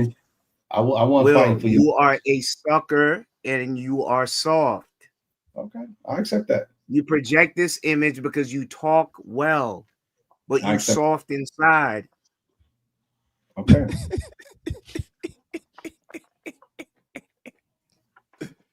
My bad, Mark. Man. I apologize. Like some Jerry Springer shit. It's all good, but yeah, I'm very much pro marriage. I believe in marriage, but I do believe in women will love this on daytime the more TV. Traditional sense. Yeah, you sound like you are pro marriage. Well, I'm accepting that you're saying that you're pro marriage, but it sounds like you don't let the fact that you're married or you're pro married blind you to the reality of the world. And I think no, absolutely, you can't. Because all of us have had experiences before. If you were tied to knot before, if you didn't do it extremely young before you had experience, I had a lot of experiences with people in general, and I got taught lessons the hard way. You understand what I'm saying? So I don't put anything past anyone, and no one should put anything past me. That's the way of the world. Yeah. Only I know I'm good. You don't know that. Shoot. I don't know. I guess JR can ask. Is there any more? How does that even make sense? Let me stab in that, Mark. Whoa, qualifying that you're a married man, right? How long you been married? 8 years in May. 8 years, happily married, right? Brother, I mean, you putting the qualifier happily. Marriage is like anything else. It has ebbs and flows, but generally it's been good. Yes. Good answer. That's why I stay single. Children? Kids, yes. Wouldn't take it back for nothing. You find your lottery ticket and your woman, good, bad, or indifferent, correct? Yeah, I wouldn't take it back. I don't regret it. Even if it was to fail, God forbid, I wouldn't regret it. Okay. For better, for worse, for sicker and poor, you wouldn't break that union you made with God, right? There's always extenuating circumstances. I have my boundaries, and so does my wife. So I can't say any circumstance I'm willing to accept. That would be a lie, because there are certain things I won't accept. But if the rules are followed, you're not breaking your covenant, no? That's correct. That's correct. You're gonna work through it. That's a fact. Real man. I respect that. I don't know where you're going, man. I feel like you're walking me down around. I don't know where we're going right now, man. I'm gonna have to get out of this car, man. I feel like we about to get shot up. I'm giving you a props where other men out fell of this short. whip, Kenny. But like throwing it up as a badge of honor. I respect that, man. Thank you, brother. But I don't know where we're going. Do I need to get out of this car? The righteous about to get path. shot? No, I'm doing the Lord's work right now. Would you let your daughter marry a broke man who's kind and committed? Would you let your daughter marry a broke man who's kind and committed? Oh, hell no. No. If my daughter was a high earner and she respected him, then yeah. But if not, no. Like say she focused on her career and put herself in a situation, I wouldn't mind it. But she would have to respect him for their relationship. Was the question, would you let her? Yeah, like would you let your daughter marry a broke man who's kind and committed? Hey, none of us got no power to stop our daughter from marrying whoever the hell she want to marry. So, yes, I completely disagree with that. You know what I'm saying? When you guess what? A lot of women married our broke asses. We was all probably broke when our women married us. So yes, no, the fuck I was not. Their daughters married. All right, so listen, yeah, right. So no choice. So listen. So what I would say on that is, don't get married yet. Y'all could try and work through it. Start building something. Why get married if you don't have shit? That's my thing. And yes, as a father, you do have some say so in who your daughter marries when you raise them, right? You dig what I'm saying? That's something that goes into it. You dig what I'm saying? You train them up the way you want them to go, plain and simple. So if you're thinking about getting married, all right, young brother, make something of yourself, get something going, and then y'all can, you have to be able to take care of a family if you want to marry my daughter. Plain and simple. That's how it was put to me. You dig what I'm saying? That's the way fair. I'm putting it out to. I mean, because that's what it takes. You are taking on the responsibility of my daughter, right? You dig what I'm saying? You need to be able to handle that responsibility. So I don't care how much love y'all get to work. You know what I'm saying? Work that shit out before you start making this a commitment forever. Plain and simple. JR, can we define what broke? Can we define what broke is, JR? Are we talking about flat broke, like not a penny in your pocket, or what's broke? Because everybody got a different idea of what broke is. Or even more so, can we define this brother just broke because he has no ambition, or is he just struggling at the moment and this man has character and ambition? Because that makes a difference. Yeah, that the second one was who I was talking about. That would convolute it too much. The question is broke, right? So we stick with just broke. It don't matter if his character good, because we wouldn't say, hey, she can marry a rich man that's flawed character. We wouldn't be like, oh. So if we leave that out and we just focus on broke, JR, does it tell us what broke is? I mean, broke is, I get what you guys are saying, but you have to have a conversation with that young man to figure out where his head is and how broke he really is. But broke, I would say,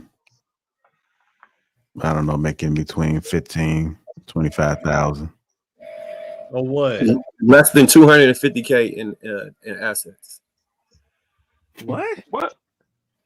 What you Like, trying to find an accredited investor for your daughter, man? What you talking about? I mean, that's Wait, hold You on. going crazy, bro. Most time I talk to women and they talk about a man making $40,000 a year is broke. They say that's broke. So that's why I'm asking, are we talking about penniless when we say broke? Or are we talking about the average income earning man as I mean, broke? that's definitely LA broke for damn sure. No, we're talking about nationally, not New York, LA, Miami. We're talking about nationally. I mean, it definitely has to be depending on the region that she lives in. It's broke. No, because somebody, if you take the guy who makes $70,000 in LA, somebody might say he broke. He definitely broke in San Francisco. No, yeah, but he might be balling in Kansas City. Yeah, but that's why we're just talking about average, right? We can't. So how about we just go by like 1 bedroom guy, right? 1 bedroom apartment guy. There we go. Is that considered broke? I mean, if he's single, no. Okay, so I'll just say like this, right? If a man is gonna get married, my idea is that he is gonna want to have kids and he's gonna want to have to start a family. So you have to be able to afford extra rooms, extra food, daycare, all kind of shit, bro. You know what I'm saying? So the way I'm looking at it as a father and a parent and all this other shit that I got going on, you need money and you need income in order to do that. Because as soon as someone gets married, or like my father would say, as soon as a man moves in with a woman, more than likely they live together, more than likely she's gonna get pregnant. Right. So in LA, how much would the man have to make for you give your blessings for him to marry your daughter? Shit, I want him to be a fucking millionaire. No. Come on, God. Come on, man. Yeah, bro. I'm raising a different pedigree. I don't know about y'all. How much would he have to make? I didn't ask how much would you want him to make. $500,000 a year minimum. If you want this, if you want this, whatever that hot thing, nah. You're only gonna give your blessings to a man that makes $500,000 or more to marry your daughter. But I mean, it basically will have to be like he's able to afford a family. I don't know how much that figure is. I'm not sure how much that figure is. Listen, let them talk. But like, listen, that nigga, shut up. Not you, Sean. Who you talking to, man? I said let them talk, nigga. You heard what I said. It's crazy. Listen, ask the brother a question so we can build and have some conversation, right? You keep cutting them off. Let them talk is what I said. I'm trying to hear them, but I don't get nothing but you yapping. Motherfucking chihuahua. Shut up. Shit. See, y'all like listening to filibusters. I don't. And maybe I need to just bow out. So I'll ask you this question. Sherm, and I'll let these hoe ass niggas. I'm not talking about y'all. I'm talking about this nigga Kenny. Yeah, Hey, listen.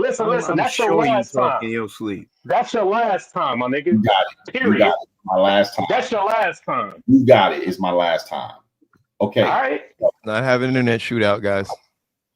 So conversation. So Sherm, I'm asking you, right? Because you said Cloud, shut up. Right? You brought LA up. Yo, you about Kenny. You brought LA up, so I'm saying, and you saying you got to have rooms for family, this, that, the third, right? You live in LA, you from LA, you understand what you want for your daughter. So just a number, right? How much money? Because we're sitting here saying that we won't let our daughters marry a broke man. So if I'm looking at it from an ideal situation, if I'm like, man, the ideal guy that I would want for my daughter as of today, $250,000. Sure. Do you change those standards the older she gets? Do you maintain that? Like, say she's single up until like 35. Do you change? No, I highly doubt if my daughter will be single that long. You know what I'm saying? I'm not raising a woman to go out in the world and be single. I'm raising her to build a family one day and attract a man that wants to build a family. Like my daughter is, my youngest one is sick. She cooks. She wants to clean up. She wants to help out with stuff. You know what I'm saying? So that's what I'm raising and that's what I expect. And then due to the city that we live in and the life that we're living now and what we're cultivating, the way I see it, it's like this. Like my grandparents moved from the South to LA and lived in the hood. Then my parents, lower middle class. And then me, I'm in like a very high net worth area. So I would expect for my children to be doing way more than me based off of what I'm going to instill in them and what they're going to accumulate as far as knowledge on their own. You know what I'm saying? So if now, you had two men, one with that met the 250K, but his personality and character you were shaky about, versus somebody you felt better, like you was really like, I like this guy's character and integrity, but he only made 110. Would you go prefer the 250K? Probably not. I just want, I wanted to I mean, know. I still, but I still would want like 250,000, and because the man is still gonna, she's basically gonna have her seed inside of that man, and I'm looking at family history. I want to meet your parents. I want to meet your siblings. I'm going deep in there. I'm not just gonna say, oh, he's nice, oh, he's cool, oh yeah, get married, because it's a lot deeper than that. You know what I mean? And there are people that make good money that come from good families. Like, that's not an anomaly, you know what I'm saying? But I feel like where she's being raised right now, it's not going to be impossible for her to find that type of man. You know what I'm saying? Like, she goes on play dates with parents that are doing pretty well for themselves. You know what I'm saying? So it's like my expectations for her is higher than mine because, I grew up, my friends were from Compton, Watts, that was from the projects. My daughter, she goes to school with kids that get dropped off in Bentleys. You know what I'm saying? So my expectations would, of course, would be higher than what I grew up seeing, what my circle of influence was. Do you think your daughter getting, let's just say, all works out the way you envision it, and we adjust? I don't know how old your child is, so we adjust for whenever that time comes. If she's young, we adjust inflation wise, so the income will change, right? If it needs to be, it's 400,000 when that time comes. So do you think if your daughter is getting one of those high income earning men, do you question what else comes with that? What do you mean what else comes with it? Well, the man, what type of man he is. Because men tend to exercise. I mean, I'm definitely not gonna just say, "Oh, he makes money. Oh, you should be with him." No. That's what I'm saying. That's what I'm saying. I'm just saying, would it be any concern, right? Because I think that when women get with higher income earning men, it's kind of understood that she's going to take a back seat. Do you have that idea for your daughter to take a back seat to her husband if he's a high income earning man? Back seat as far as what? Just in general, just decision making, having the autonomy to do and say what she want to do, shop how she want to shop, live where she want, like the freedoms that independent women have. When women get with high income earning men, they don't really have those liberties. Not so much just because he's her husband, but also because of the expectation. If he's not a simp, I don't think you want him to be a simp. Maybe I mean, when it comes to simping, bro, like, the way I was raised and the way my father is with my mother, it's like the average man may call it simping. You know what I'm saying? But at the end of the day, I'm looking at it like a man has to be, all that he can be for his woman. Like, if she wants a new kitchen, figure out how to do it yourself or hire somebody to do it. My dad is still remodeling the house for my mom and doing, things for my mom because it's what she wants. You know what I'm saying? So it's like, I would never say, but some dudes might be like, it's simple. Like, bro, the amount of money that I dropped, on women, like dudes will be like, damn, how the fuck? Like, I'm on the freeway and I'm like, man, she in this Ford Focus. I'm not feeling this shit. Hey, let's go to the Audi dealership. I'm gonna put some money down on your car and let's get a new car right now. You know what I'm saying? That's the type of shit that I do. I put down payments on cars. Hey, I saw this house. Really? Okay, here, count this money up. How much is it? All right, cool. Call the lady, organize it. Let's get this shit cracking. You know what I'm saying? So it's like, that might be simple to some dudes, but for me, it's like, shit, that's what I've seen. And that's just what men do for their women. You know what I'm saying? This was just wife you talking about, right? Wife. Not wife. I mean, my baby mama. Don't they call that tricking in Cali? You said what? Don't they call that tricking in Cali? No, he said that. He said his wife. The wife that you talking about? His wife. Oh, I thought you was just talking about women. No, it was girlfriend. It was you girlfriend. said you in the car with her. And you like it? No, it was a girl. It wasn't wife. It was girlfriend, bro. Oh shit. Yeah, you going crazy, homie. You are. Wait. So she was not your wife. This was your girlfriend? Nah, yeah. Baby Is this mom. the woman you're with now? Huh? Is this the woman that you're with now? Yeah. Okay, so did you just do this one time, or you did this for multiple women? No. I only did it for 2 ever in my life. But that's what I'm saying. It's like if you down with a woman, bro, trust me. Like I drop paper. You know what I'm saying? But that's just that's just me. But I would expect a man that's with my daughter to basically be the same type of man that I would be, but have a lot more or a little bit more. We got to be careful.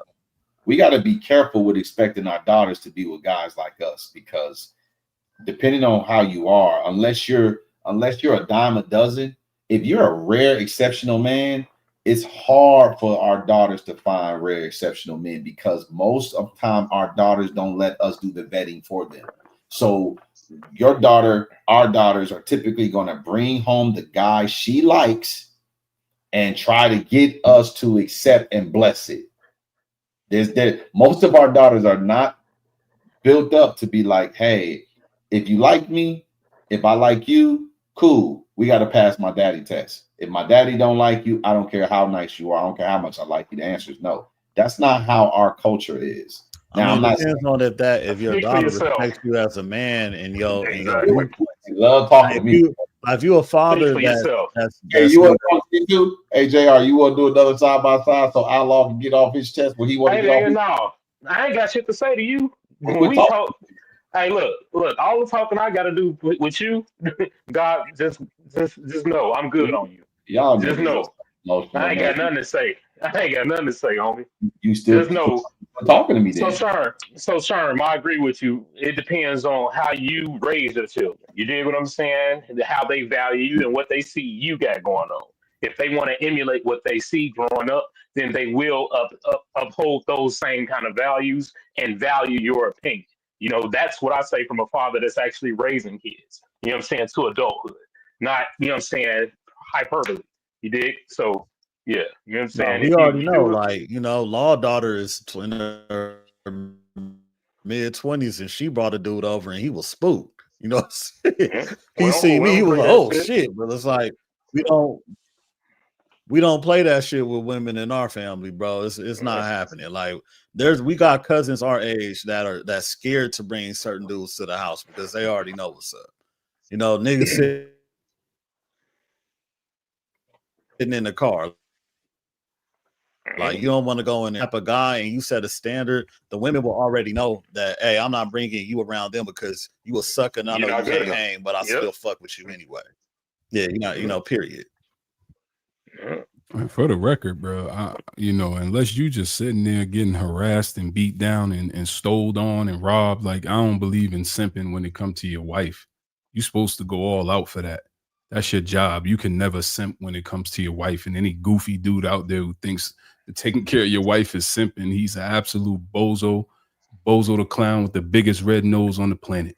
And that's a fact. All you guys out there that's listening, you can't simp on your wife. It's not possible unless she's just abusing you and violating you and you're accepting it. That's the only time you simping, bro, in a marriage. I think there's a difference between taking care of and simping. I think that if you're sacrificing, things that you don't want to sacrifice or doing things that go against the decision that you want to make to please your wife just because you want to make your wife happy, I think that absolutely is simping. And I think a lot of men do that. A lot of men will go spend $50,000 and duty. No, it's not responsibility. Responsibility is making sure that she's taken care of and alive. But there's men that'll go finance a $50,000 kitchen knowing they don't have the money, knowing that they can't afford to keep doing them extra hours, knowing that it's stressing them out, but they'll do it anyway because they're too afraid to go to their wife and tell them no. And I think what that's I just said. It's responsibility I think a lot of men, and duty. Responsibility being one of the operative words. I'm not talking about you, like, but your duty.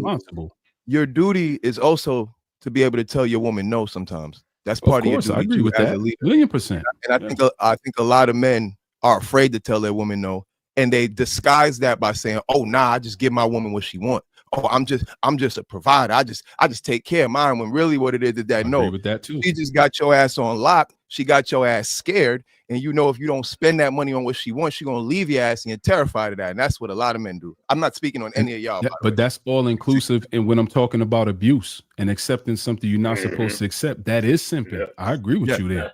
we have. Shit, that's I'm worse with than you, bro. simping to me. That's sucker shit. If you ask me, like That's you should simping, being a never, sucker. you should never And put that's yourself and your woman in a worse situation by materialistic things. You know what I'm saying? Every day. No, like if you dropping money on a, whatever, like you should be making 30,000 a month. It should be comfortable for you to spend that money, and it should be expendable income. You know what I mean? Like I'm not saying that you got 5,000 in the bank, take that and drop on your woman car, and you left with 500 because you want to get some pussy. Like, nah, bro, that's not. That's not it. something. You know what I'm saying? Right. A lot of That's brothers worse. That's feel sucker like, shit. they feel like, man, I'm taking care of mine, man. I'm taking care, and it's like, no, bro, you just ruined your financial future. Right. That's what you did. And that's actually counterintuitive to being responsible and dutiful. Right. Your duty is to protect and provide. You can't be responsible doing things like that. You will put yourselves in a worse position. Do you agree? Right. I tell people that in order to be a leader in your relationship, you have to be able to tell your woman no to something she desires that you have the means to get without her losing respect for you. And when I say that, people give me hella pushback. Now, I don't see how that is problematic, because at the end of the day, if you the leader, it's ultimately your fault if the relationship failed, or you're gonna be the one blamed for it. If y'all get in bad financial situation, you're gonna be the one blamed for it.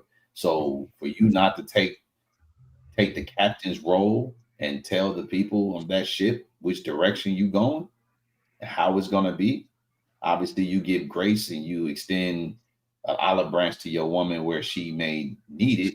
At times you definitely want to keep her love tank filled. You don't want to ignore her. But that's why, me personally, I don't deal with women who need to be showered with gifts, because that ain't about to happen. I'll get you stuff that I think you deserve. I'll get you some stuff that you want, and I'll try to get you as much stuff as you want as possible. But I'm not going to compromise our livelihood for you to get what you want.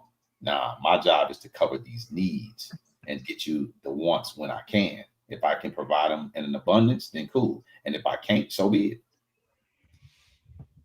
That's why you got to be with a reasonable person, man. Because if at any point it's uncomfortable to provide wants, they got to be understanding of that, man.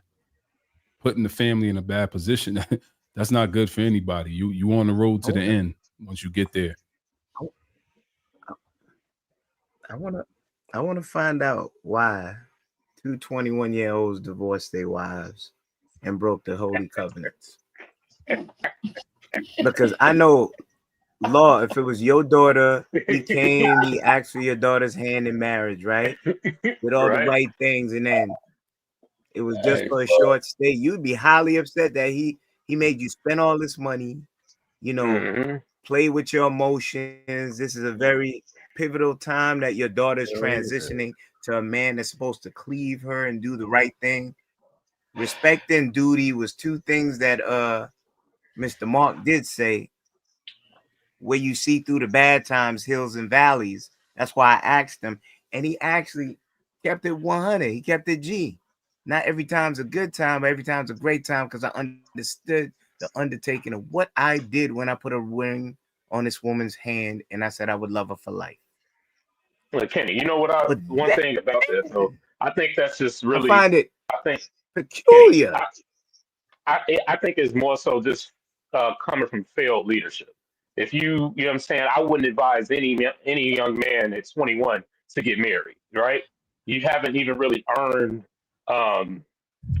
enough to say that you're a man that can get married at that point. So I feel like that's a mistake that somebody should have been there to kind of teach you otherwise, or at least give you some sort of guidance. But that's just my take on it. I would definitely tell young men, don't rush into a marriage at 21 years old, because that's probably the worst time for you to try and get married. You know what I'm saying? It's usually going to end in failure when you do it that way. Yeah, and the man's Man, brain is. you right, man. I wish the church ain't tell me, man. I wish the church wasn't telling me that, brother. I went to the church for guidance, and they was like, man, the right thing to do, man. You a young man, get married, do what's right in the sight of God. You know what I mean? So I tried to do what's right in the sight of God, and now, if I only met you before that, bro, you might have steered me in the right direction, man. I would have completely avoided marriage, and I would have had the leadership skills that I needed at the right time. But unfortunately, I trusted in the foundation of the church. And they steered me the wrong way. They told me to get married as early as possible. They told me to focus on marriage. They told me not to date. They told me not to sow my oats. They told me just get married and it'll all work out. You know what I mean? When things don't work, they said just pray. You know, talk to God and God will give you the answers. And I prayed, and the answers I thought I got wasn't quite the answers. And you know what's funny about that? Hold on. Church. Mark, hey, Clout. Hey, guess what, brother? And same for me, man. I wish that her father wouldn't have saw me as fit to marry her and give me his blessing. Right? Blah blah blah blah. So at the end of the day, man, if only I would have waited until my 30s, 40s, or 50s to just get the wisdom and the guidance to make better decisions in life, I would have did. I would have took heed to the people I don't know, the strangers I don't know, who told me what to do, versus the people who told me they love me, care about me, support me, gonna be a village. Forget hell with them. And hell with them. Right? I feel you, Will. I'm dumb as I listen to my family and shit. I mean, but there are situations where it could have worked out. Why'd you divorce again? What was the pretenses? If you don't mind me asking. Exactly what Law said. I was too young. No. I want to hear what you. I am telling you that my answer is exactly what Law said, which was lack of responsibility, being too young, lack of leadership skills. I was 21 years old, like you said. I didn't know what the hell I was doing. I didn't know nothing about women and running a household and all of that while running a business, while paying a mortgage for the first time, while juggling my first electric bill, my first gas bill. You know what I mean? My 3 cell phones. You know what I mean? 2 cars. It was a lot going on. You know what I mean? It was new for me at 21. You know what I mean? You were just using that as a point to boast. I had my first house at 21, and I was doing this at 21. You were actually. When did I say I was boasting? When was I boasting? I was just stating the facts, brother. That's it. I was just stating that this is what my life was. You talk so much, you miss what you say.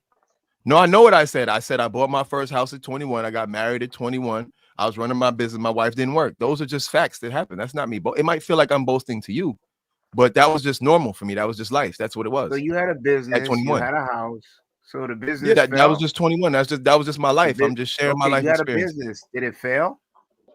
Yes, absolutely. We had pandemic. We had all type of shit happen. Pandemics. We done had recession after recession.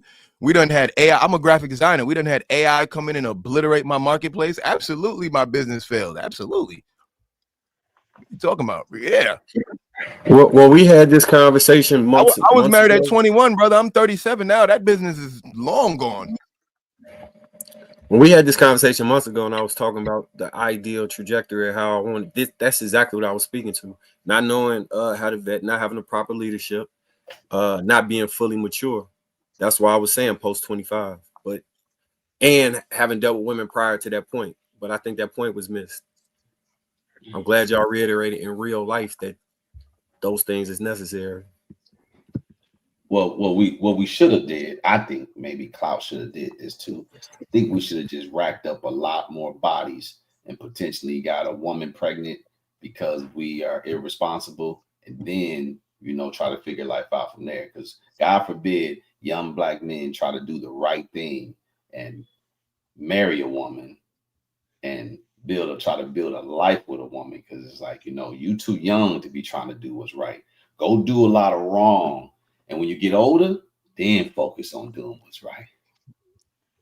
That's what I'm saying. I wish your daddy was there to teach you how to be a man. That's what I was trying to get. My dad died. My dad died when I was 18. So I got married when I was 21. So unfortunately, my dad wasn't alive, but he taught me as well as he could until he died. Hold on, I don't think the average young man is going to remain abstinent to 25 plus. So I wouldn't encourage, bro. Please stop talking to me, nigga. Fuck you. How about that? You talking to the wrong one, Playboy. I told you already. Don't address me. Don't address me. Y'all insist on talking to me. If y'all don't want to have a conversation with me, why insist on talking to me? Nigga, I was talking. You started running your mouth. Got me fucked up. These dudes, man. Hey.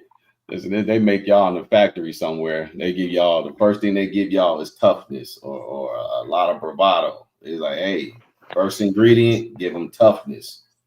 Give them a lot of mouth. I got a lot more than that. I got a lot more than that, Playboy. Get them down the assembly line. And what else we gonna give them? What other ingredient we need to put in them? Dirty ass Disrespect. Gary, nigga. Throw disrespect in there. Run them down the Dirty line. ass nigga. Yes, Gary. Arrogance. Hey. Anyways, listen. I don't think the average young man, Marcus, I don't think the average young man is going to remain abstinent. Now, we could say, hey, condoms and do these things responsibly. But I think history has shown that the young men who are engaging in this sexual activity a lot of times end up with babies. They just end up with babies. I mean, do they slip up one time? Do they just be completely negligent? Whatever. They end up with babies. So it would be best for them to abstain from sex. But we don't encourage that. We don't shame guys for being promiscuous, sexually promiscuous. And then it's crazy because they get married. We don't like that either. It's like, what is the right thing for black men to do? Young black men, which I don't really refer to them as men, they just males to me, but y'all call them men. So young black men, how are they supposed to navigate these streets from the ages 18 to 25? It's a good topic. The only thing that I would recommend is what I've seen work. I've seen it work that way. All within my network of college friends, hoopers, like all the men I know that have the exact desired results, even on the panel, did it that way. What worked? You seen what worked? What way? So from 14 to 25, they were dating and they just used protection and learned how to operate with women. And after 25, they buckled down and started families. And I've seen that work consistently. Now, I think the average young man who is engaging in sex, because most of the young men are not engaging in sex, but I think the average young man who is engaging in sex is going to have a baby before he's 25. I didn't, but I don't know if that's true. I didn't either. That's why I was saying on the panel. Like, it's a high probability, but of course not always. I think about the emphasis for me when I was growing up. All the men, take all the men. Let's say it's 1 million young black men in America between the ages of, I'm not going to do the 14, 13. I'm talking about 18 to 25. Mm-hmm. Let's just say half of them not sexually active. Mm-hmm. Talking about them, they don't help the numbers. You got to talk about the half that are having sex, the 500,000 that are having sex. What percentage of them do you think will end up getting a girl pregnant by the age of 25? 30. I think it's about 30-40% right now. But here's my caveat on that. I think that the emphasis on safe sex is what I'm stressed with my child, because the difference between me and some of my peers was my insistence on condoms, and I still did the same stuff as they did. And the other men I know with the same results did the same thing. They insisted on using condoms but here's the thing: we all had trajectories where we expected to make a certain amount of money, so it was prudent for us to make sure we didn't get hit with child support outside of just create another life. It was going to cut our income or wealth in half. So we all was very, very adamant on making sure we use condoms, and we navigated. And that it may look wrong, but it gives you the experience to be able to navigate through this world with women in a different manner. Because there are things that I could see that men who've dated women the way that we've all dated women who've engaged in this can see that the average guy can't. And you can't just replicate it through friendship. You can't just replicate it through hearing it through word of mouth. It's experience you got to be in, and then you get it because you get it. You get it because you've done it.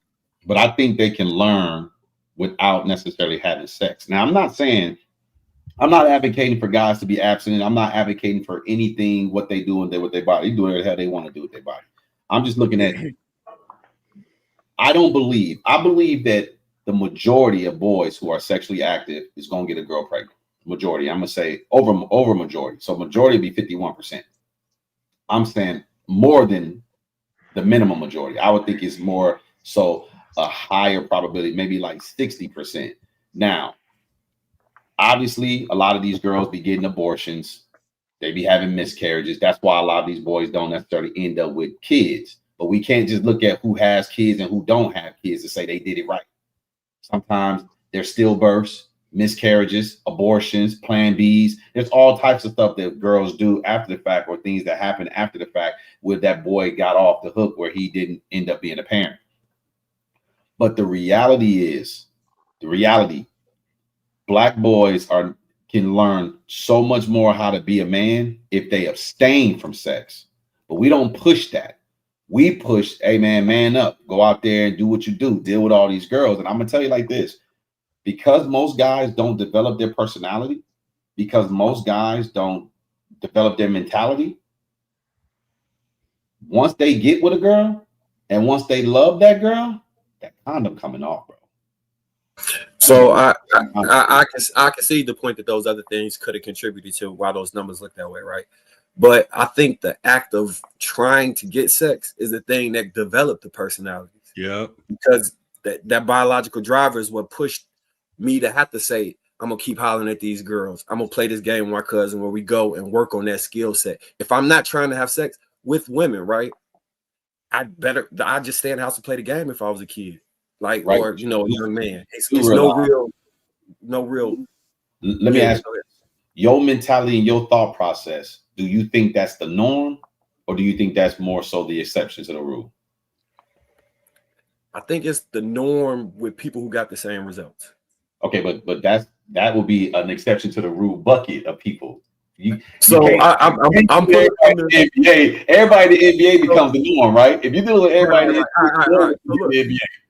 If we poll the panel, all of the men that's just on this panel, like if we was to use this as a don't work.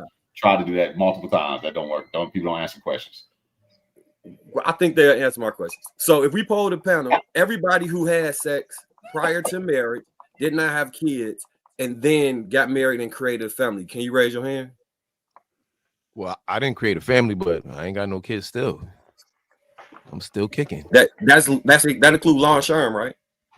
I mean, I had a kid, but my daughter was before we got married.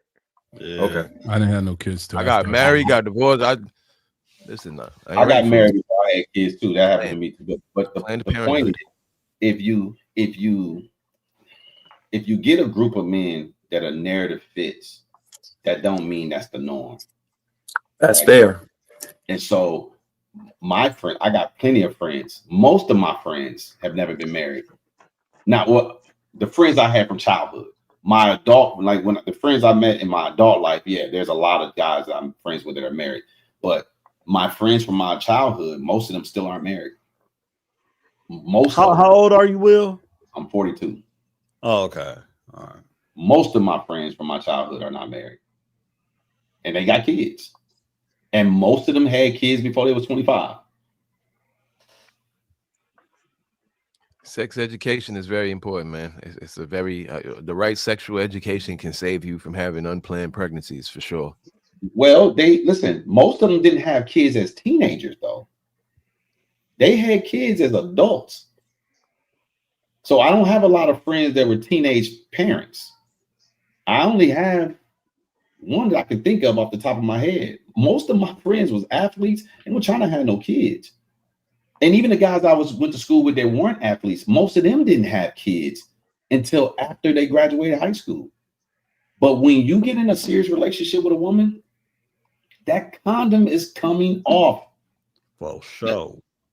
So now here's the thing, the difference with you were not in no serious relationships. The average guy is going to be in a serious relationship by the time he turns 22.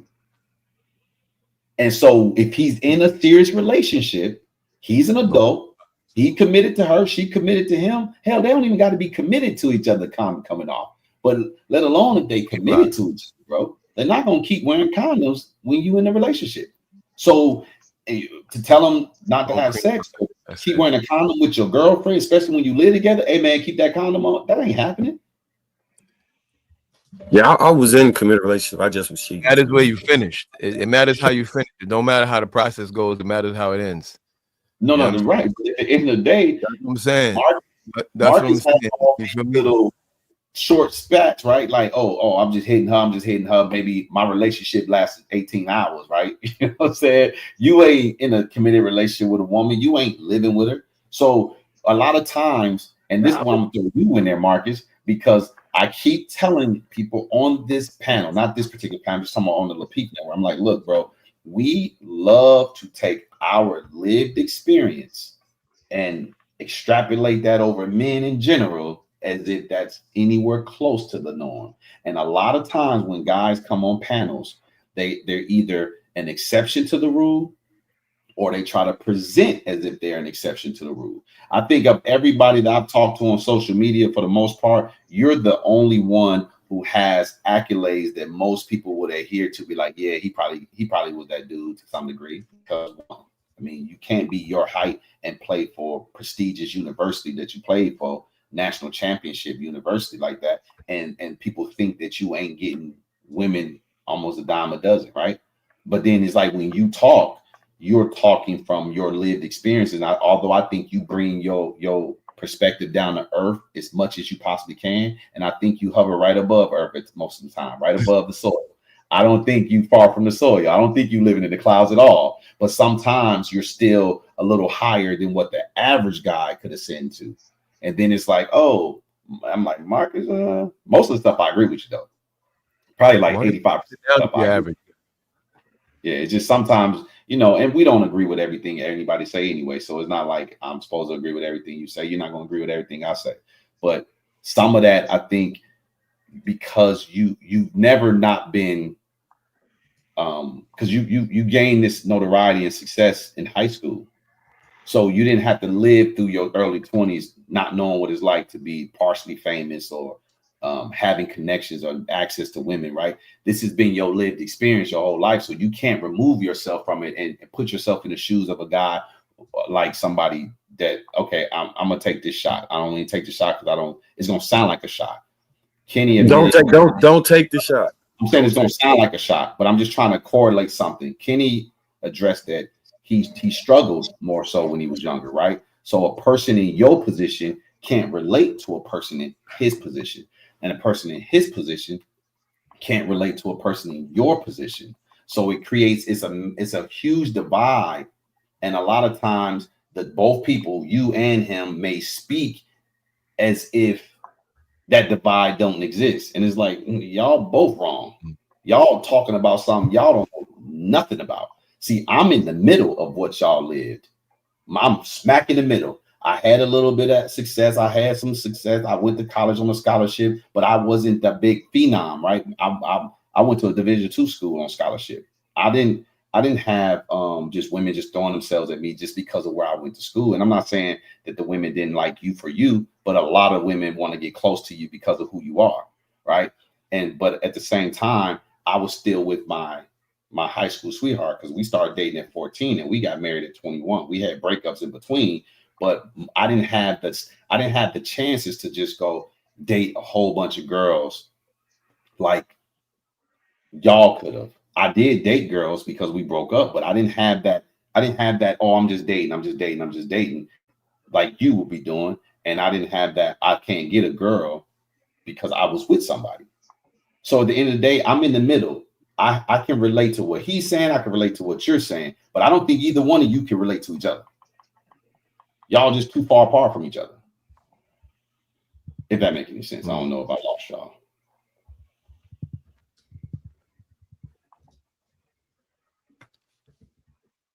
All right, let me get to these. Me not being able to empathize with what he does, that means I'm not clearly seeing the view of him being able to court women, get women, be intimate with women, rinse and repeat. It's just that I'm seeing it, but I'm not actually involved until a later part in my life where I actually, okay, now I hit my stride. So I'm lost. I'm still a novice. I can't relate by understanding the information, given that I may not qualify at that certain time. But as I get older, I know what it looks like because now I am actually partaking in it. When you have access at that early age, it drastically shapes your mind and thought process totally different than the person. And it's not a bad thing. It's actually probably for your betterment. The average guy who can't get girls in high school, and I'm not saying this as a dig or a shot, it's probably better for their future that they can't get girls in high school. because the guys who can get girls in high school, their trajectory usually isn't as high. They plateau faster. They fall off faster. They get distracted easier. They get caught up with babies and STDs easier. Fatal attractions, hate from other dudes, end up in fights, maybe get offed by somebody. Women are the catalyst for the demise of most men. So, sir, that's what I'm saying. It's not a diss. When guys abstain from women early on, it's actually a good thing. That doesn't mean they shouldn't interact with women. That doesn't mean you shouldn't develop your personality and develop your mentality of how you want your relationships to go. You do not have to insert yourself in a woman to figure out how your life should be set up.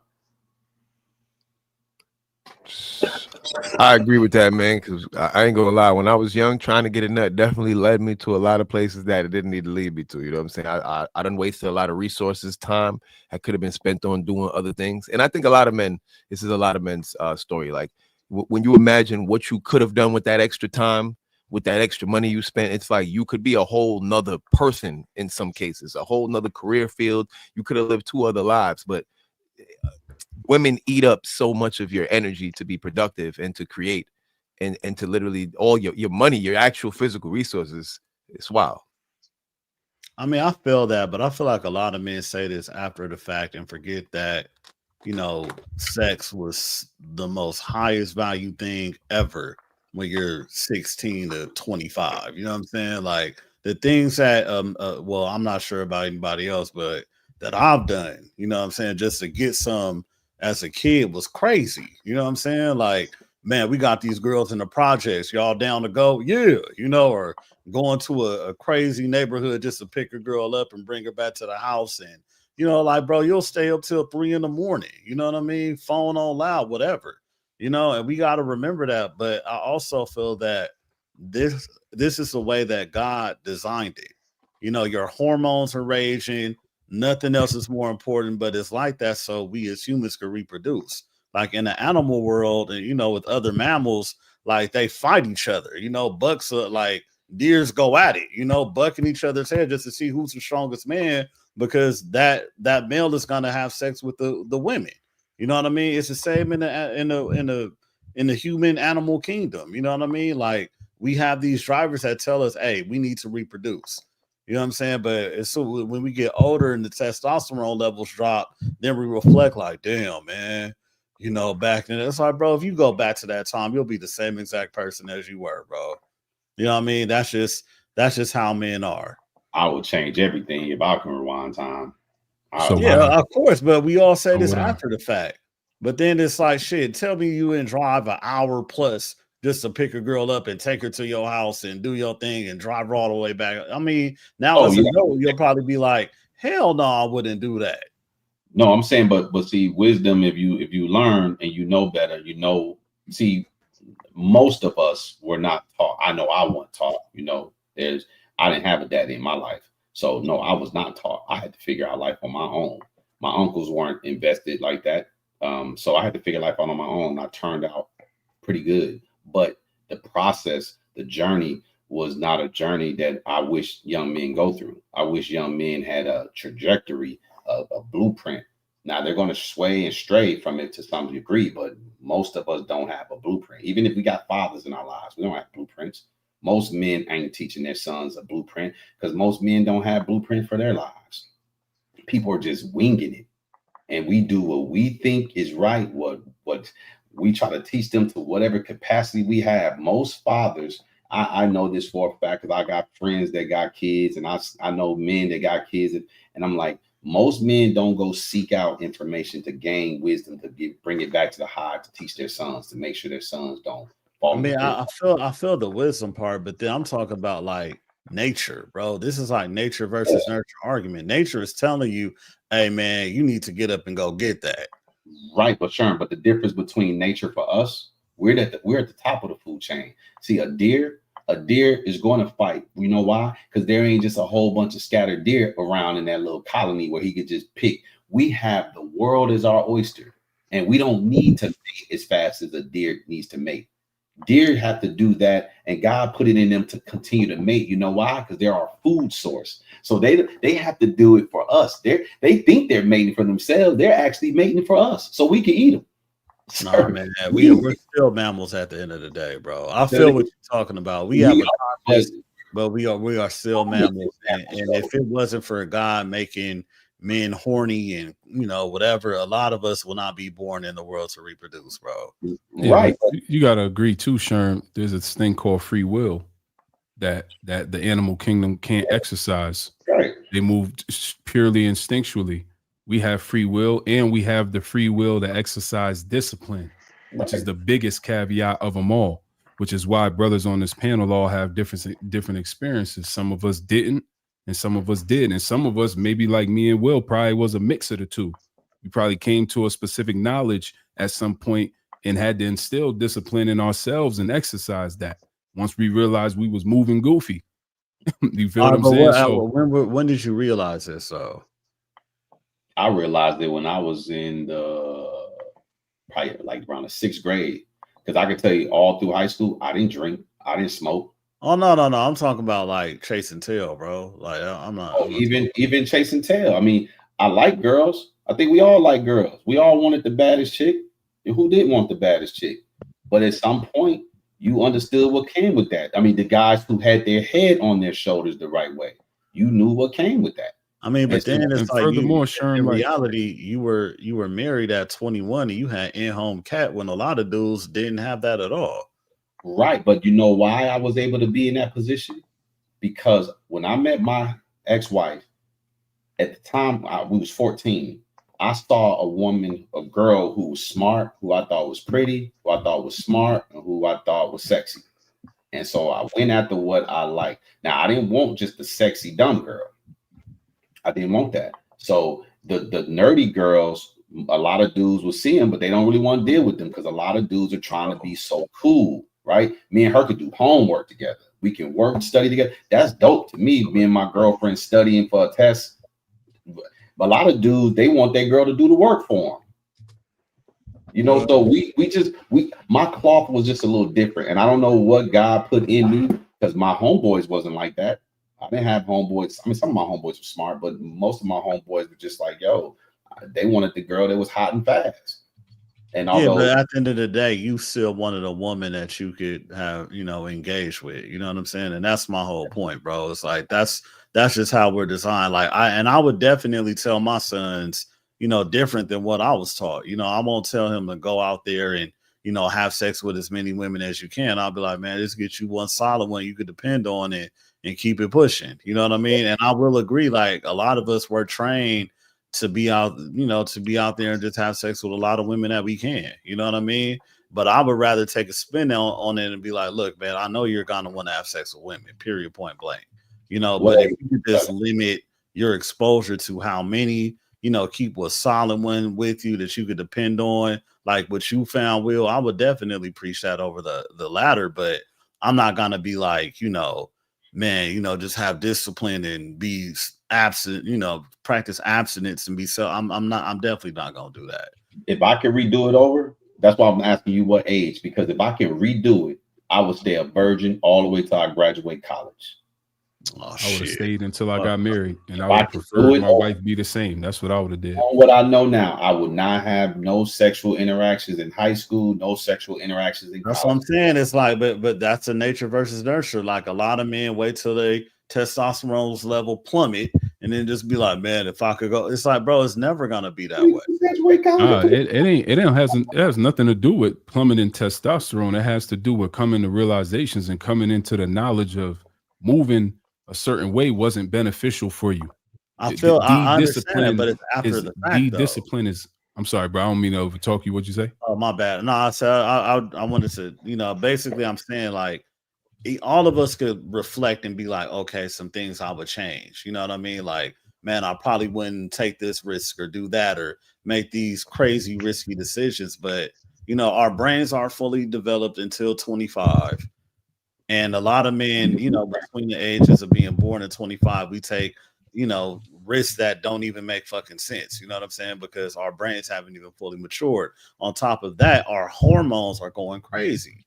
You know what I'm saying? So in other words, I'll just say, look, bro, we can't even say that. We have to give ourselves grace and be like, the way we moving now is a good thing, and we gain wisdom from what we went through. But to say, okay, if I could go back, come on, you know what I'm saying? Like, I mean, it just is what it is, dog. Like, if I could go back, I would erase everything, do it the way that I'm talking about right now, because I understand that that's the most beneficial way for my life and my trajectory.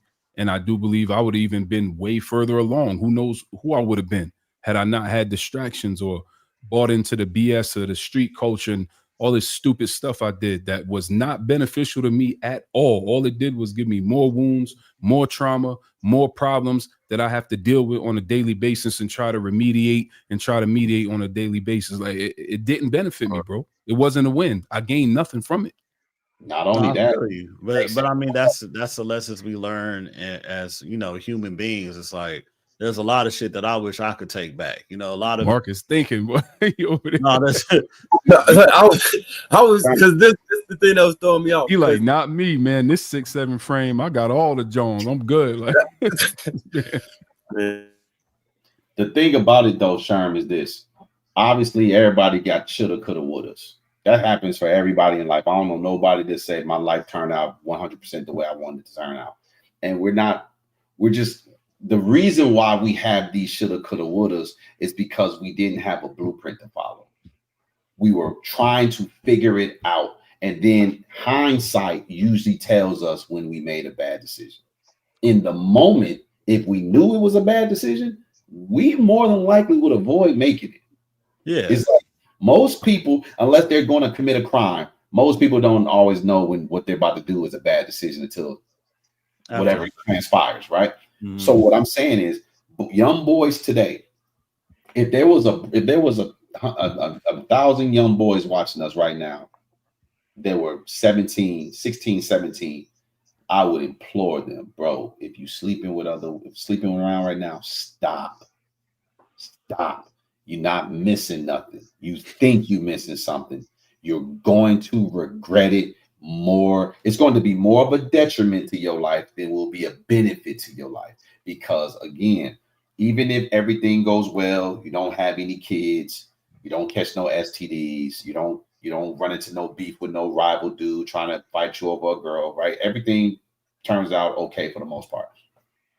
You're still going to have some ideas about the woman. When you finally meet the woman you like, you're going to be comparing her to these other women. Subconsciously, your mind will, if you see something you don't like that she's doing, that other women were doing, you're going to judge her by the actions unbeknownst to her, sometimes unbeknownst to you. And it's best if you, when you start interacting with women, especially sexually, it's best that when you do that, when all of your adolescent time is behind you. You shouldn't be still in your adolescent phase to any capacity when you start engaging in adult activity like sex. I'm not sure. I also think that it depends on the type of man that you're raising. You know what I'm saying? Because I definitely do, believe that some men have to sow their royal oats, and I do feel like that some are better off just being abstinent, depending on, how they get down and who they come from. You know what I'm saying? Like, some men will be like, man, I've been with this woman, but I just never had the chance to go out there and explore. You know what I'm saying? Then he gonna fuck his whole marriage up or his relationship up because he never had that chance to go out there and explore, what he like. You know what I mean? But then also, the more a man deals with, several types of women, he will know what a woman is into, what a woman will like, what's gonna make a woman trigger, how to seduce her. You know what I'm saying? All of that, because he's dealt with multiple women and he knows what makes him tick. So he can use his skills what he accumulated over his, trials and tribulations. Because I know, hopefully the men on the panel, when you first did it, was totally different than, last week or last night. You know what I'm saying? So it's like, it could go both ways. It really just depends on who you dealing with, the type of man that you're dealing with. Because some men can't help nothing. Plus, y'all pulling it back and saying how you would have done it. And it's just my personal opinion. You're speaking from the wisdom you have now that I just don't believe that you had the same type of wisdom had you done it the other way. But right, you know what I'm saying? But it could have been imparted to one through wisdom and guidance of another figure that might have been absent. So wisdom is transmuted man to man, generation to generation, and it's passed down that way. So had I had someone that I respected or looked up to, or someone that I trusted, that I would have never bumped my head. I'm a big proponent of learning from other people's mistakes. I think that was the first topic of the first panel I jumped on the other day. I learned from others' mistakes. I hate learning from my own mistakes because it leaves a wound behind that I now have to deal with. So had I had the guidance, I would have never done it. That was you on the panel on Sunday? Was that Sunday, JR? Yeah, that was Sunday. Sunday? Yeah. Your ass look different than I'm trying to. You was in the top corner where Law is, right? Yeah, but I like had on a hat or something in like a t-shirt or something. You look completely different. I ain't even recognize you. Yeah, I agree with most of your arguments that day. You look familiar though, bro. Where you went to school at? Chicago, when like college. I mean college. Connecticut, UConn. Okay, I'm from Waterbury. I used to be on that campus all the time in stores. Oh yeah. I probably saw you up there for real. You definitely had to. Well, how old you is? I'm 39. I got out of high school in 03. Yeah, we used to be there, and then at Hartford, going to Bar with No Name, kicking it up there, and then we'd slide around them little, the subdivisions. Yep, them little pockets and whatnot. Yeah, for sure. We was all in through Connecticut. So Marcus is there with all them white girls, huh? Nah, it ain't a bunch of white girls in Connecticut. You tripping? This man is wilding out. Let me get to the super chat, y'all, real quick. Kenny 3 Stacks $5 says Kenny National questions very feminine. Kenny 3 Stacks $5 says Kenny P goofy ass had the floor to talk like a man and then ran away without being direct, shaking my head. Theon Johnson 499 says, will any of the men feel emasculated as a stay-at-home dad earning little to no income? D-Rob, also member $20 says, Mr. Sherm, a woman has to earn everything. And lastly, D-Rob, again, also member $5 says, nature ain't telling you to put a down payment on that lady, Sherm, is it? I want to thank everybody that has contributed to the platform. I do got everybody Instagrams in the bio, so make sure you guys give a follow and support everybody. Most of the people on here got YouTube channels, music, some everything going on. Movies. I'll be doing movies. Yeah, movies. All type of things. D-Rob $10. Will just got a YouTube channel, so make sure y'all support that as well. D-Rob $10. But like Sherm was saying, your experiences make you who you are now. Let cats learn how they learn. Thank you, D-Rob. With that being said, hit that like button. Also, make sure to subscribe to the channel. Catch us next time. And thank you guys on the panel for